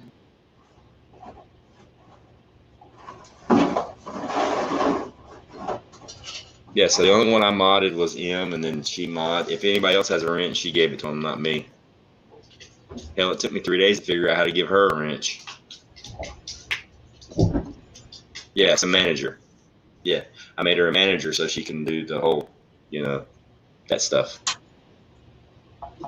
It's one less thing for me to worry about. Yeah, Emily got you good on that one. Yeah, joke's on you now, 101.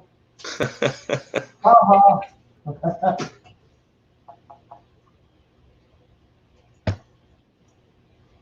What is this? Ghost Pepper, if you have a manager, Karen will want to talk to them. Yeah, probably so. Hopefully we won't get too many Karens in this room. The last thing I want to see is wrenches flying all over the place. And that's another thing too in my lives. I'm still big on the free speech. As long as you don't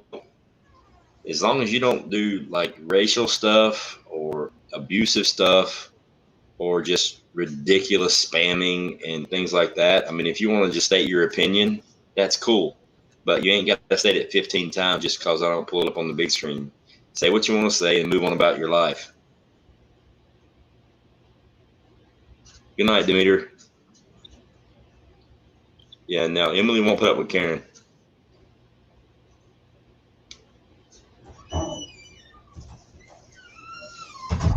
Well, Ghost, I can tell you that comment about Karen's in here.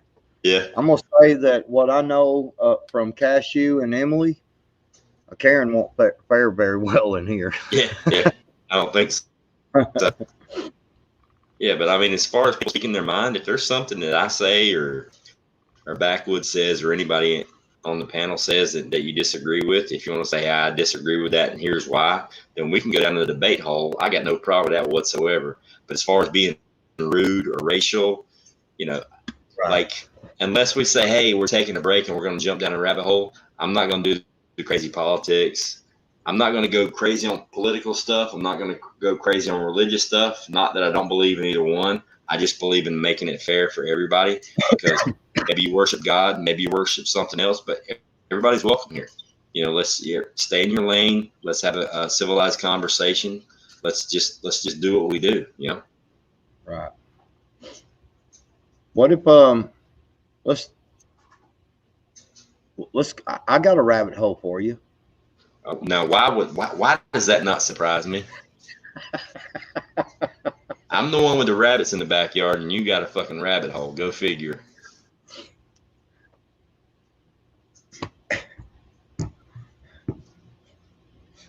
Has anyone ever seen Donald Trump's uncle?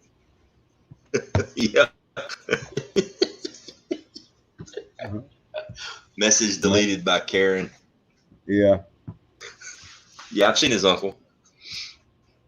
Compare a picture of him and Julian Assange.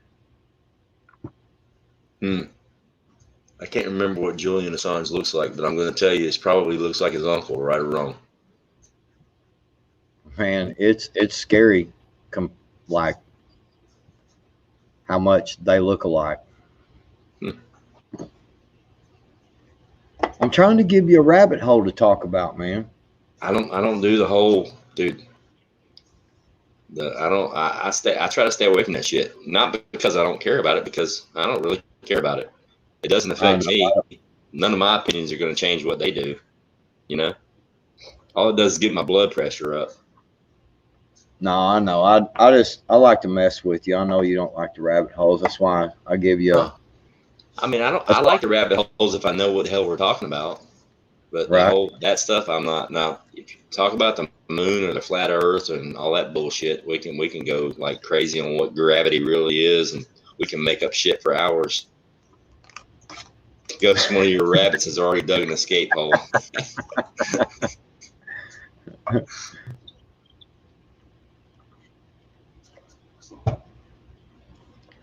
See how I know how to.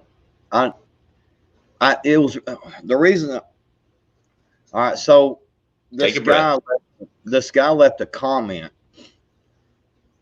in one of my videos, and he was talking about, you know, the queue and all this stuff. And he was telling me that I really needed to look into all this stuff. And I was like, man, I know way more about that stuff than you will ever know that I know. I'm just telling you, because I don't talk about it anymore. And it's funny because I can mention it and people know what I'm talking about.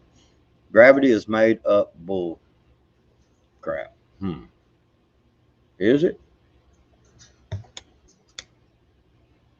There you go, Bullfrog. Keep it prepping, please. Too many prepper homesteads at rival channels. We need to come up with a signal if we accidentally, drift out of the lane. Because when you're halfway sleeping, we need to come up with a signal. Lane. Hey, Bullfrog. That was just a jab at Ghost, man. That's me and him talked about this in length, for a couple of times, that we didn't want to. We don't mind to do a little bit of something that may be right now type rabbit hole stuff, that we're looking at and we're seeing. But what if we speak about something that's a right now thing, what the uncle and all this crap 10 years, 20 years ago, that has no effect on us today. If it's something that's happening today, and we're like, well, I don't know about that. What do you think about this? Whatever. And then we've talked about it, and then we're going to just kind of pull right back out and say, hey, here's how come, here's what we need to do to prep for this, so it's, we don't, that was one of the things I wanted to get away from as well. Yeah. Is a lot of the rabbit hole stuff, But here's the thing. Yeah. Here's the thing too, in the chat, we're at 3.5 hours now, and we were talking about water. So if you expect us, two old ass rednecks, to always stay on topic without y'all helping us stay on topic, then you're just asking way too much. So if we start to drift out of the lane, that's when you go, hey, you got to throw a question in here. So tonight's topic was water. So if you want to keep us, in the middle of in between the yellow and the white lines, you got to help us out a little bit. True. Because you sure don't want to hear two old fellers start getting into talk that there's no telling where we may go with our talk. This is true. This is true. We might start reliving some of our glory days back when we was girl hounds. All this talk about water got me dehydrated. I'm staying plenty hydrated over here. Just saying. I think we covered like a lot of the important parts about, why water is important. If you're going to collect rainwater, how to do it, several different methods on how to do it, how to store it, how to filter it, how to purify it. And there's a difference in filtering and purifying, which is where, different systems come into play. But your ADD to stay on topic for 3.5 hours. We're doing the best we can, Benjamin. Stephanie, best place to find an old truck built prior to 1986. I'll tell you honestly, you go drive in the country. Go for a good ride out in the country, and just drive around. Just make a day of it and drive around. You'll find a lot of these old trucks and stuff sitting up in driveways. Some people will sell them and some won't, and you can always get the address, and you can compare it. You can there's a way you can look up their number and stuff like that, and you can get the name. Heck, I guess, if they've got their name on the mailbox, you can get their name, and their address, and look it up in the phone book and call them, if you're not comfortable with going out, going up to the door. But it's, you know, the problem with finding them old trucks and stuff like that is a lot of people do these hot rod things, you know, and they buy a lot of this stuff up, and it's hard to find a lot of that old stuff anymore. How do you compare a true biofilter with a Berkey? All right, now when you say a true biofilter, are you saying that your filter is composed of biomaterial, or your filter is filtering out biomaterial? That's like left hand, right hand. And we actually went through that earlier on building your own water filtration system in the field in a bug out situation, using an empty water bottle and several different medias to filter it out.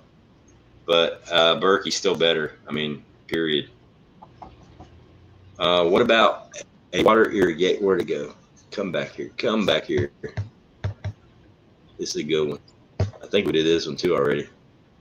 What about a water irrigation system hooked up to a water catchment system for gardening? Absolutely. And that's one of the easiest things you'll do. Excuse me. I mean, the easiest way to do it is, a couple of 55-gallon drums, elevate them at least a foot, anywhere from a foot to 3 feet above ground level of your garden crops. And put a ball valve on the bottom, threaded, hook a hose to it, and turn the knob and water away. Oh.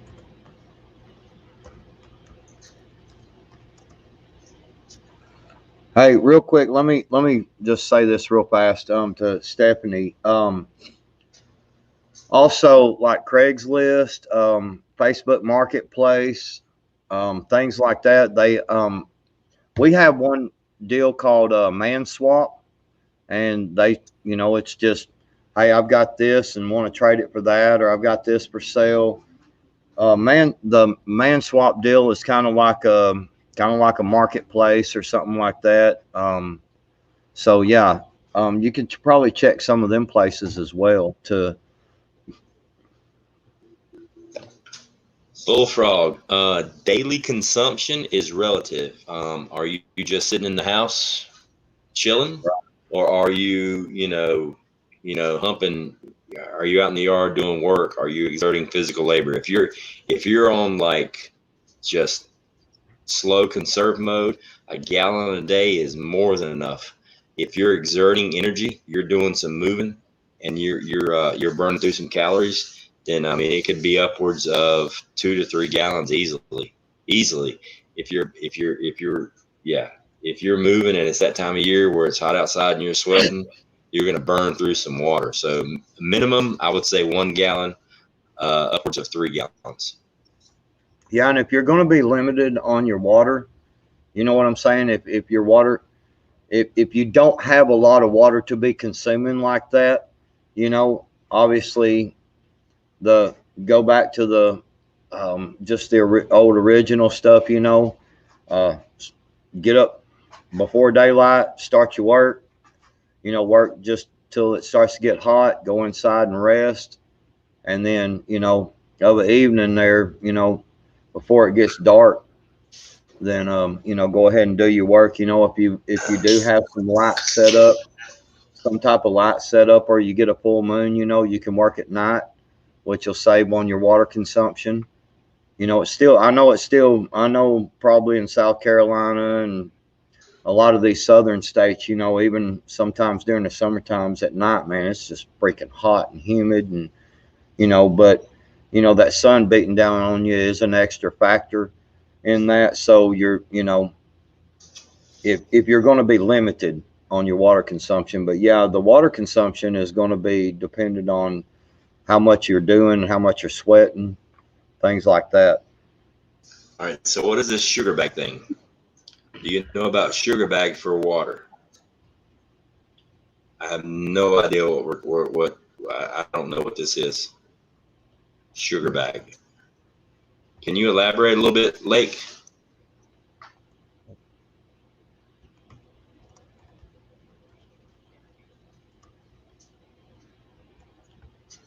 We'll go ahead and jump over to Sandra Moody. She's got a good one while we're waiting on Lake. Ghosts and Backwoods, do either of you know ways to get water if there is no obvious water source nearby? For example, ways of collecting condensation, etc. Yeah. Bisqueen, sheet of plastic. You know, and that's probably legit one of your very few options if you know there's no water source nearby, is to, if you've got some plastic, or even if you don't have plastic, if you're by a structure that has, you know, a tin roof or something where there's hopefully it's going to be raining soon, but we're talking about just being out in the middle of nowhere. You got to work on the condensation. And depending on where you're at, I mean, like where I'm at here, it depends on if you're in an area that you're familiar with. You need to know where the water table is and how deep of a hole you need to dig to get the groundwater. Because lots of times, I mean, there are people on the planet that actually died of thirst when they could have just dug a hole 3 foot deep and got groundwater. I mean, there was actually a video on YouTube of wild horses out in Arizona or New Mexico somewhere, actually digging a hole with their hooves to get the groundwater, to get something to drink, and all the other animals are coming up to drink it, which I thought was like the coolest thing I've ever seen.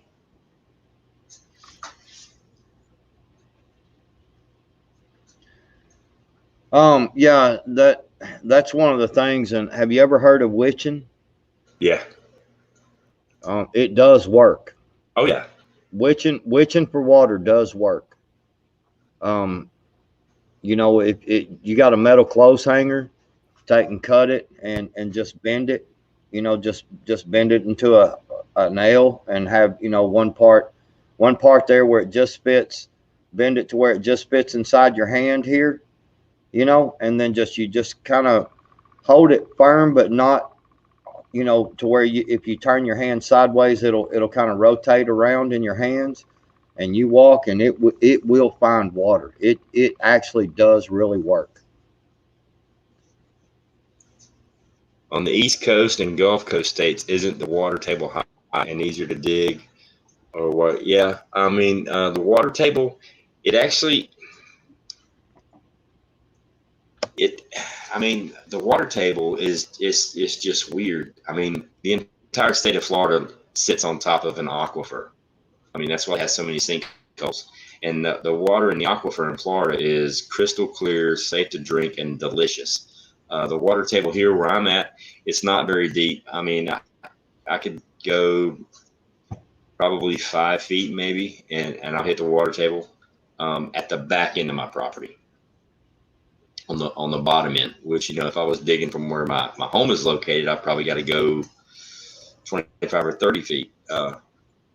But I mean, if you're going to dig, I would always, you know, get as low as you can to you know, make the digging easier on you. Yeah, you gotta like, see, I live up on a hill, but I also have probably good 5 minutes walk from here, maybe 6 minutes. I have a big creek that comes down that does run year round because it comes down out of the mountains around here, and then I have another creek that runs this way, so they Y together, not too far from me, and so both deals. The other one is probably more like a 15-minute walk or so, maybe, you know, yeah, about 15 minutes. And then the one is, you know, 5-6 minutes. And they both run year round because both of them do come. Sugar bag in the bottom of a water catchment. Purpose is to get bacteria to feed on sugar at the bottom, taking water from top and filtering it in case there is no option for boiling water. I never heard of that. I'm gonna be honest with you, I haven't either. I mean, but it does actually make sense. I mean, that's what sugar does. I mean, yeah, that actually does make sense. Here's the rest of it. High sugar concentrations cause the bacterium to lose water by osmosis and doesn't have any southern machinery to rub back against the osmotic gradient without enough water in the back. Holy shit, man! I'm gonna stay with my Berkey. That's too much for me. But all that makes sense. I mean, yeah, okay, I can feel it. Hoot out. Oh, the Hoot out. The redneck prepper is actually in New York. He lives in New York City next to Angry Prepper. He's on like the 17th floor in some penthouse. Yeah.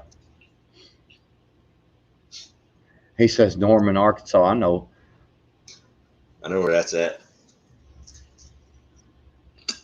I've seen YouTube videos where a water table is shallow and they use PVC pipe and garden hose to dredge. Yeah. Oh, yeah. Most wells back in the day were dug by hand. You know what I mean? Yep.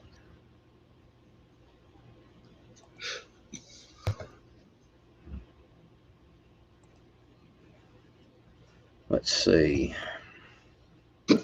He is redneck prepper.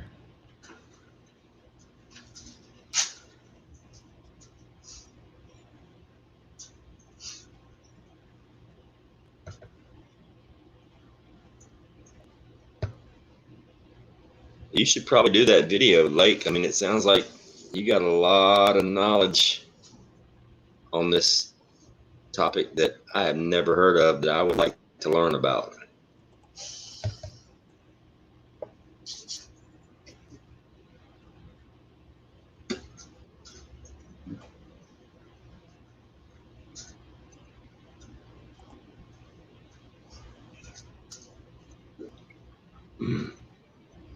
CB's daughter said her dad taught her how to witch for water.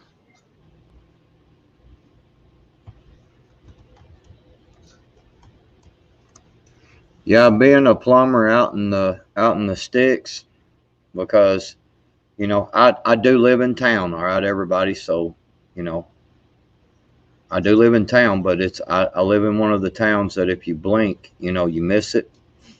I can go from one end of my town to the other in like 5 or 6 minutes in a vehicle. So it's like, yeah, but yeah,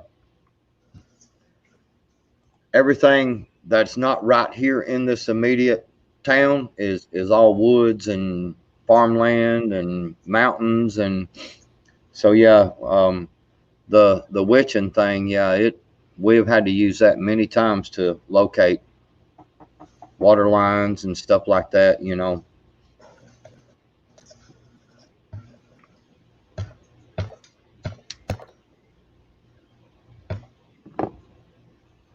No, Lake, you didn't overstep anything. That was like a really good, not necessarily a rabbit hole. That was like a good a detour to get to the same thing, you know, clean, drinkable water.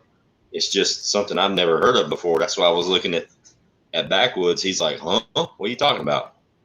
Yeah, I've never heard of that before. So yeah, if it's legit, I would love to hear more about that, for real. Yeah, like says, here's like, what's it? I'd rather use our Berkey yellow. Yeah, me too. Way easier.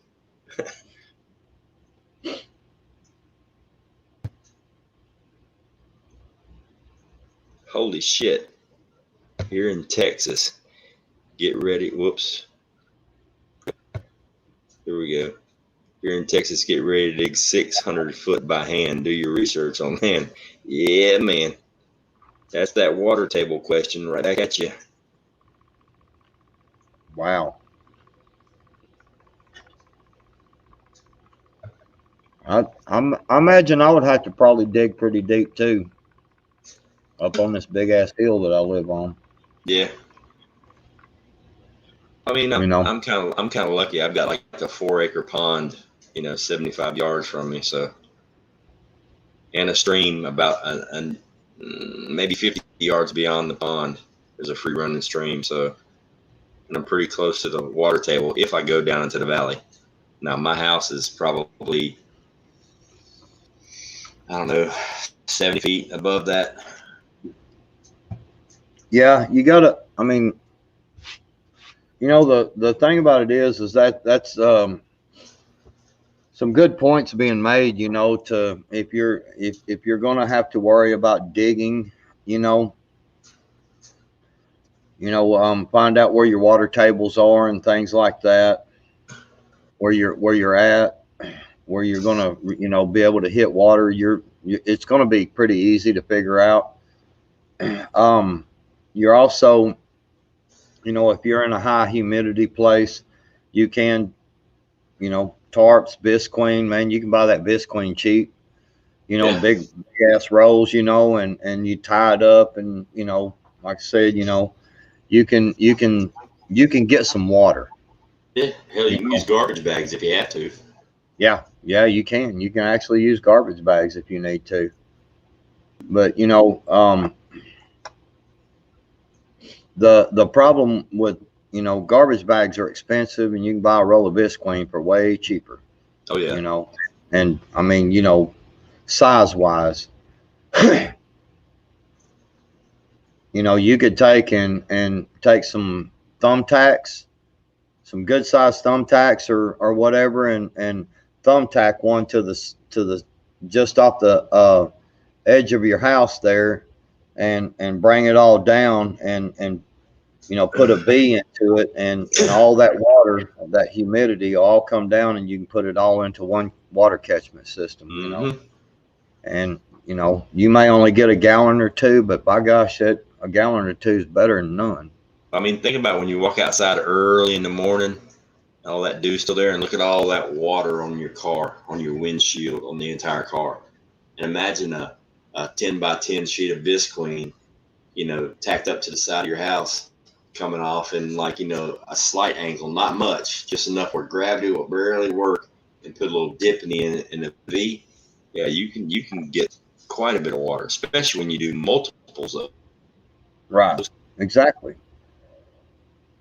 Yeah, that's what I'm saying, you know. So yeah, don't, you know, there's a lot of different ways you can do it.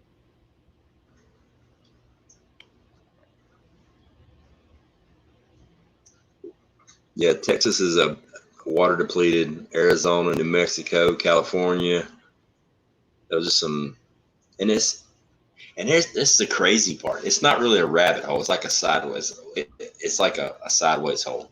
You know, the Sahara Desert, you know, it used to be underwater. That's a dry. That's a shallow inland ocean where the desert is. Can you believe that? Mm-hmm. Ain't that crazy?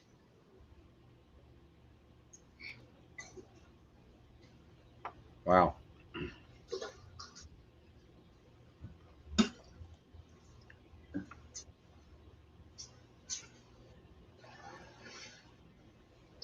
Yeah, boiling water will not remove nitrates. Lake Ferry's got a good point here.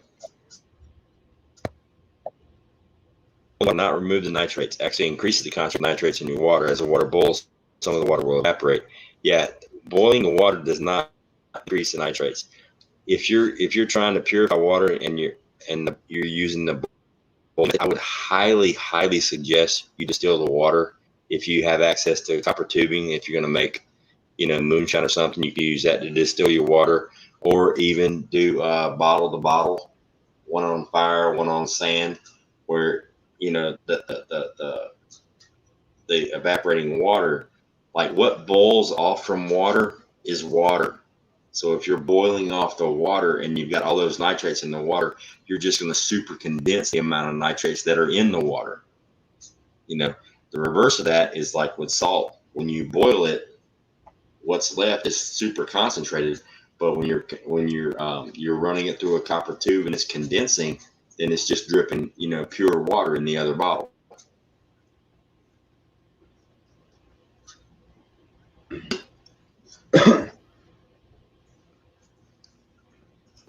Yeah, and you gotta understand too that just you gotta understand that too, that when you're boiling your water, you know, you're going to get some evaporation, and so you're going to lose, you know, you're going to lose how much water you got, Yeah. you know. Like the cleanest water you're going to get when you're boiling water is the water that you're losing, that's evaporated into that's the shit that you want to catch and figure out a way to catch that. Man, if you could set up some kind of a bee or something, some kind of a Well, if you're just running it through a steel setup with the pipe, the copper tubing, yeah. and I mean it's just dripping out water. But I'm just thinking of, you know. Yeah, I understand. Hatch, you know, yeah.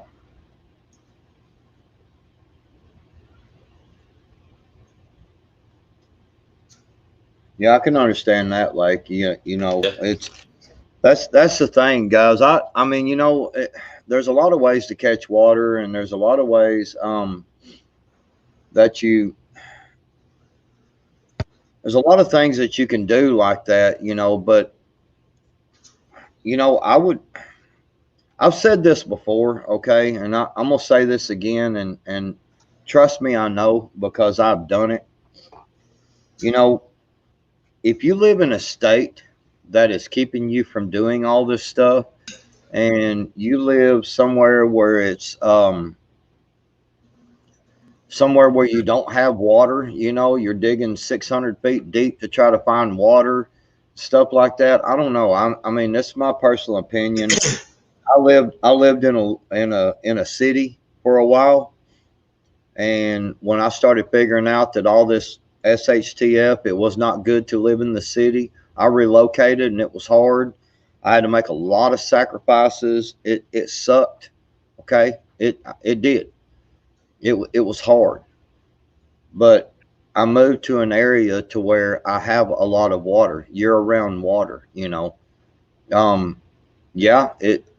Do I have to walk a decent way, you know, to get some water, you know, even 5 or 6 minutes, you know, even 10 minutes from the house, you know, and you figure time you walk down there, time you scoop some buckets of water, but time you walk back, you know, lugging the thing back kind of up the hill. Yeah, you're gonna be gone for a little bit, okay, from the house. But you know, it is what it is. But I don't know, you know, I've said it before, you know, move, you know, make the freaking sacrifice, man. It sucks. It's hard. You know, people are like, you know, here's the thing that gets me is I always, and they go, I can't do that, or what do I do about a job, or what do I do about this? What do I do about that? Well, you know, people went all the way across this nation at one time. You know, how'd they get there? You know, they fought and they struggled and they did what they needed to do to survive. And I mean, I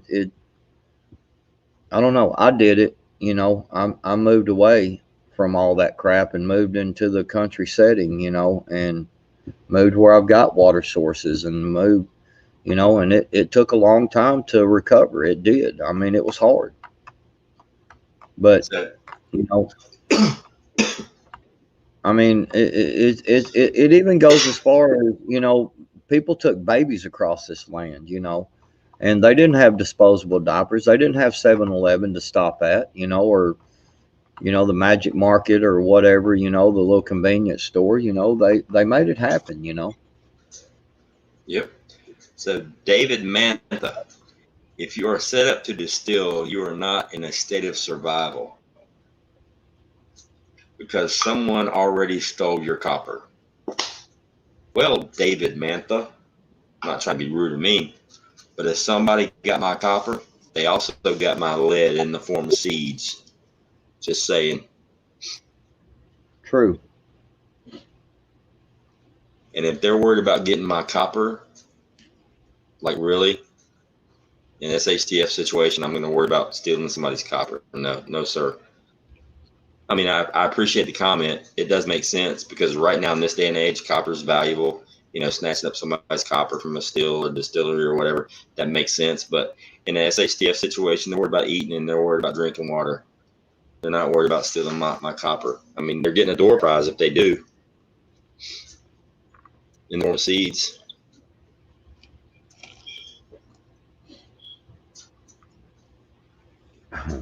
Frank Brown, we are not all so very nice. That's exactly right. Yeah, you come to my house to take anything that I own, and you're not getting a going door to prize. yeah, you're not going to get a nice person at all. Yeah, you're getting a door prize. You're getting a doggy bag. Good one here. Shit, where'd it go? Oh, here we go. Say it again, Ghost, about the Sahara. I might have it different. Is this Sahara Desert? Isn't that in Africa? What desert do we got? Mojave? Sure, I don't know, man. I stay away from them places. Whatever desert we got out in Arizona and New Mexico and all that stuff, it used to be a sea. That was a seabed. That was a seafloor. Like, there are fossils all over the desert in America that were underwater fossils. It was an ocean bed. Now it's like a massive desert, which just blows my mind. Yeah, because there was a big salt flat out there, wasn't there? Well, it's like, oh yeah, it's massive. It used to be the ocean floor. It was a shallow ocean.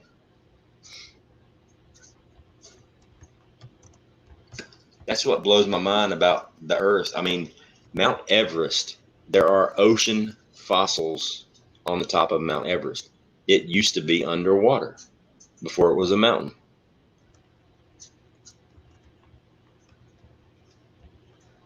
What's the tallest mountain on the planet? Sonoran Desert. I don't know. It's the one out. It's the one out west. It's the one out where Dangerous lives. Yeah, Sonora. It used to be an ocean. Sonoran Desert. Yeah. It was a shallow inland ocean. It was an inland ocean. Includes most of the southern half of Arizona, southeastern California, and most of the Baja California Peninsula. It used to be Sonora. a shallow inland ocean. A lot of people think that Mount Everest is the tallest mountain on the planet. It's not. Mount Everest is the highest peak above sea level, but the tallest peak on the planet actually starts below sea level, and it's an island. I want to say it's in the Hawaiian island chains. But it's a mountain that actually starts below sea level at the ocean's crust, and it's actually a few thousand feet taller from start to finish than Mount Everest. But Mount Everest is taller above sea level. No, I think it's in Chile. Yeah, it's in South America. It's in Chile. It's a mountain volcano or something in Chile, which is actually the tallest mountain from start to finish, from bottom to top. It's taller than Mount Everest, which is kind of cool. A little bit of useless trivia. Is it in Hawaii? 101? 101 says it's in Hawaii. Maybe that's right. I might dig out some deer meat, man. That got me to thinking a while ago. I will shut this live stream down right now. I ain't kidding, boy. I can't help it. I can't blame you, and I ain't got none. I'd love to have me some deer sausage right about now. Well, I have some of that too. Mm-hmm. Sure you do. Deer sausage, deer burger, tenderloin. Mm-hmm.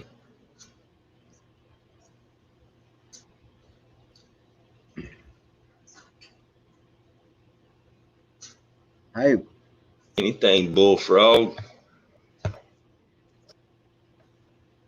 that's where the Backwoods comes in. That's one thing I can do. I can hunt. I'm good at hunting. I'm good at hunting and fishing. I really am. So 101 hooked me up. It's Mauna Kea in Hawaii. Yeah, it's the tallest from start to finish. But it starts below sea level. It's the tallest mountain on the planet. But it's actually from sea level, it's shorter than Mount Everest.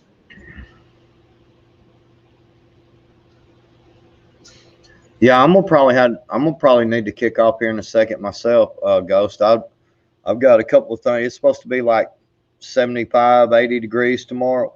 Sunshiny. I've got a few more things to plant. I planted my taters today, and I planted some squash and zucchini today. I got my tomato plants all planted, and let's see. I'm gonna start on my watermelon bed tomorrow or in the morning. Today in the morning. Let's see. I'm gonna go ahead and cut my grass. Yeah. And then I've got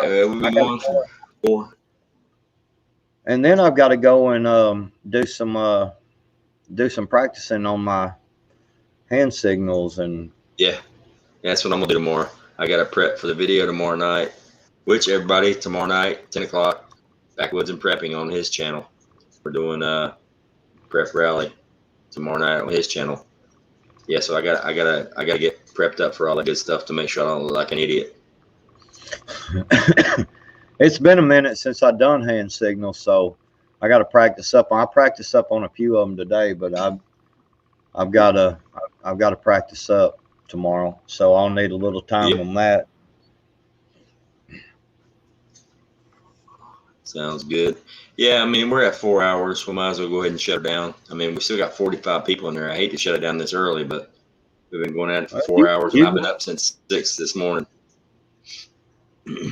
I've been up since I think I got up at 10. I got my alarm set. I actually slept till 10 this morning, but got some stuff done, and I've got a lot more that needs to be done. Thank you, 101. I appreciate you tuning in. Susanna, Stephanie, Stuart, Robert, Emily L. Everybody, we appreciate it. Definitely appreciate it. And hopefully we'll see all of you guys in the chat tomorrow on Backwoods channel, 10 o'clock Eastern, 9 o'clock Central. And we will be doing hand signals. That's going to be a lot of fun. Yeah, and we're going to talk about the importance and everything. I mean, it's part of the preps, guys. Just straight up, it's part of the preps. Yeah, definitely. And I've got to make a video for in the morning before I go to bed, because I received a package in the mail from Chris and Lee Lazarick, and I have no idea what's in it. It's a pretty nice size little box, and I'm gonna go ahead and do I've got another package that I'd ordered. I know what's in it, and I'm gonna go ahead and do a couple of little unboxing, on one video, and thank the Lazaricks and everything. See what they sent me. I have no idea. Absolutely. Emily, can you drop there's a link right there. Boom. Man, cashews all over. I know. And also, you guys in the chat, every week, we're doing the prep rally on Fridays and Saturdays. If y'all want to put a comment on the video about what you want to learn about, to give us, so we can start planning this thing out and see what everybody wants to hear about. We'll research it. We'll get all the information ready, and we'll do shows, and we'll tailor them to you guys, what you want to learn about. Oh, and I forgot. Also, I've got to do that video, and I've also got to get in my freezer over here and get out some deer meat for tomorrow. Shut up. Oh, it's going to be so good. Some good old fried deer meat, boy, with some Big Sun. Well, Sandra, all the deer meat you have, whoever was cooking it for you did not know what they were doing, because if you cook it correctly, there is no game taste. It's not gamey at all if you do it right. That's right. I hear you. That is exactly. Camo makeup. Correct. Yeah. All right, guys. Well, I guess we're going to call it a night and get out of here, and we will see you guys tomorrow at 10 o'clock. Thank y'all, everybody. Thank y'all so much. Y'all have a good one. Thank y'all. Good night.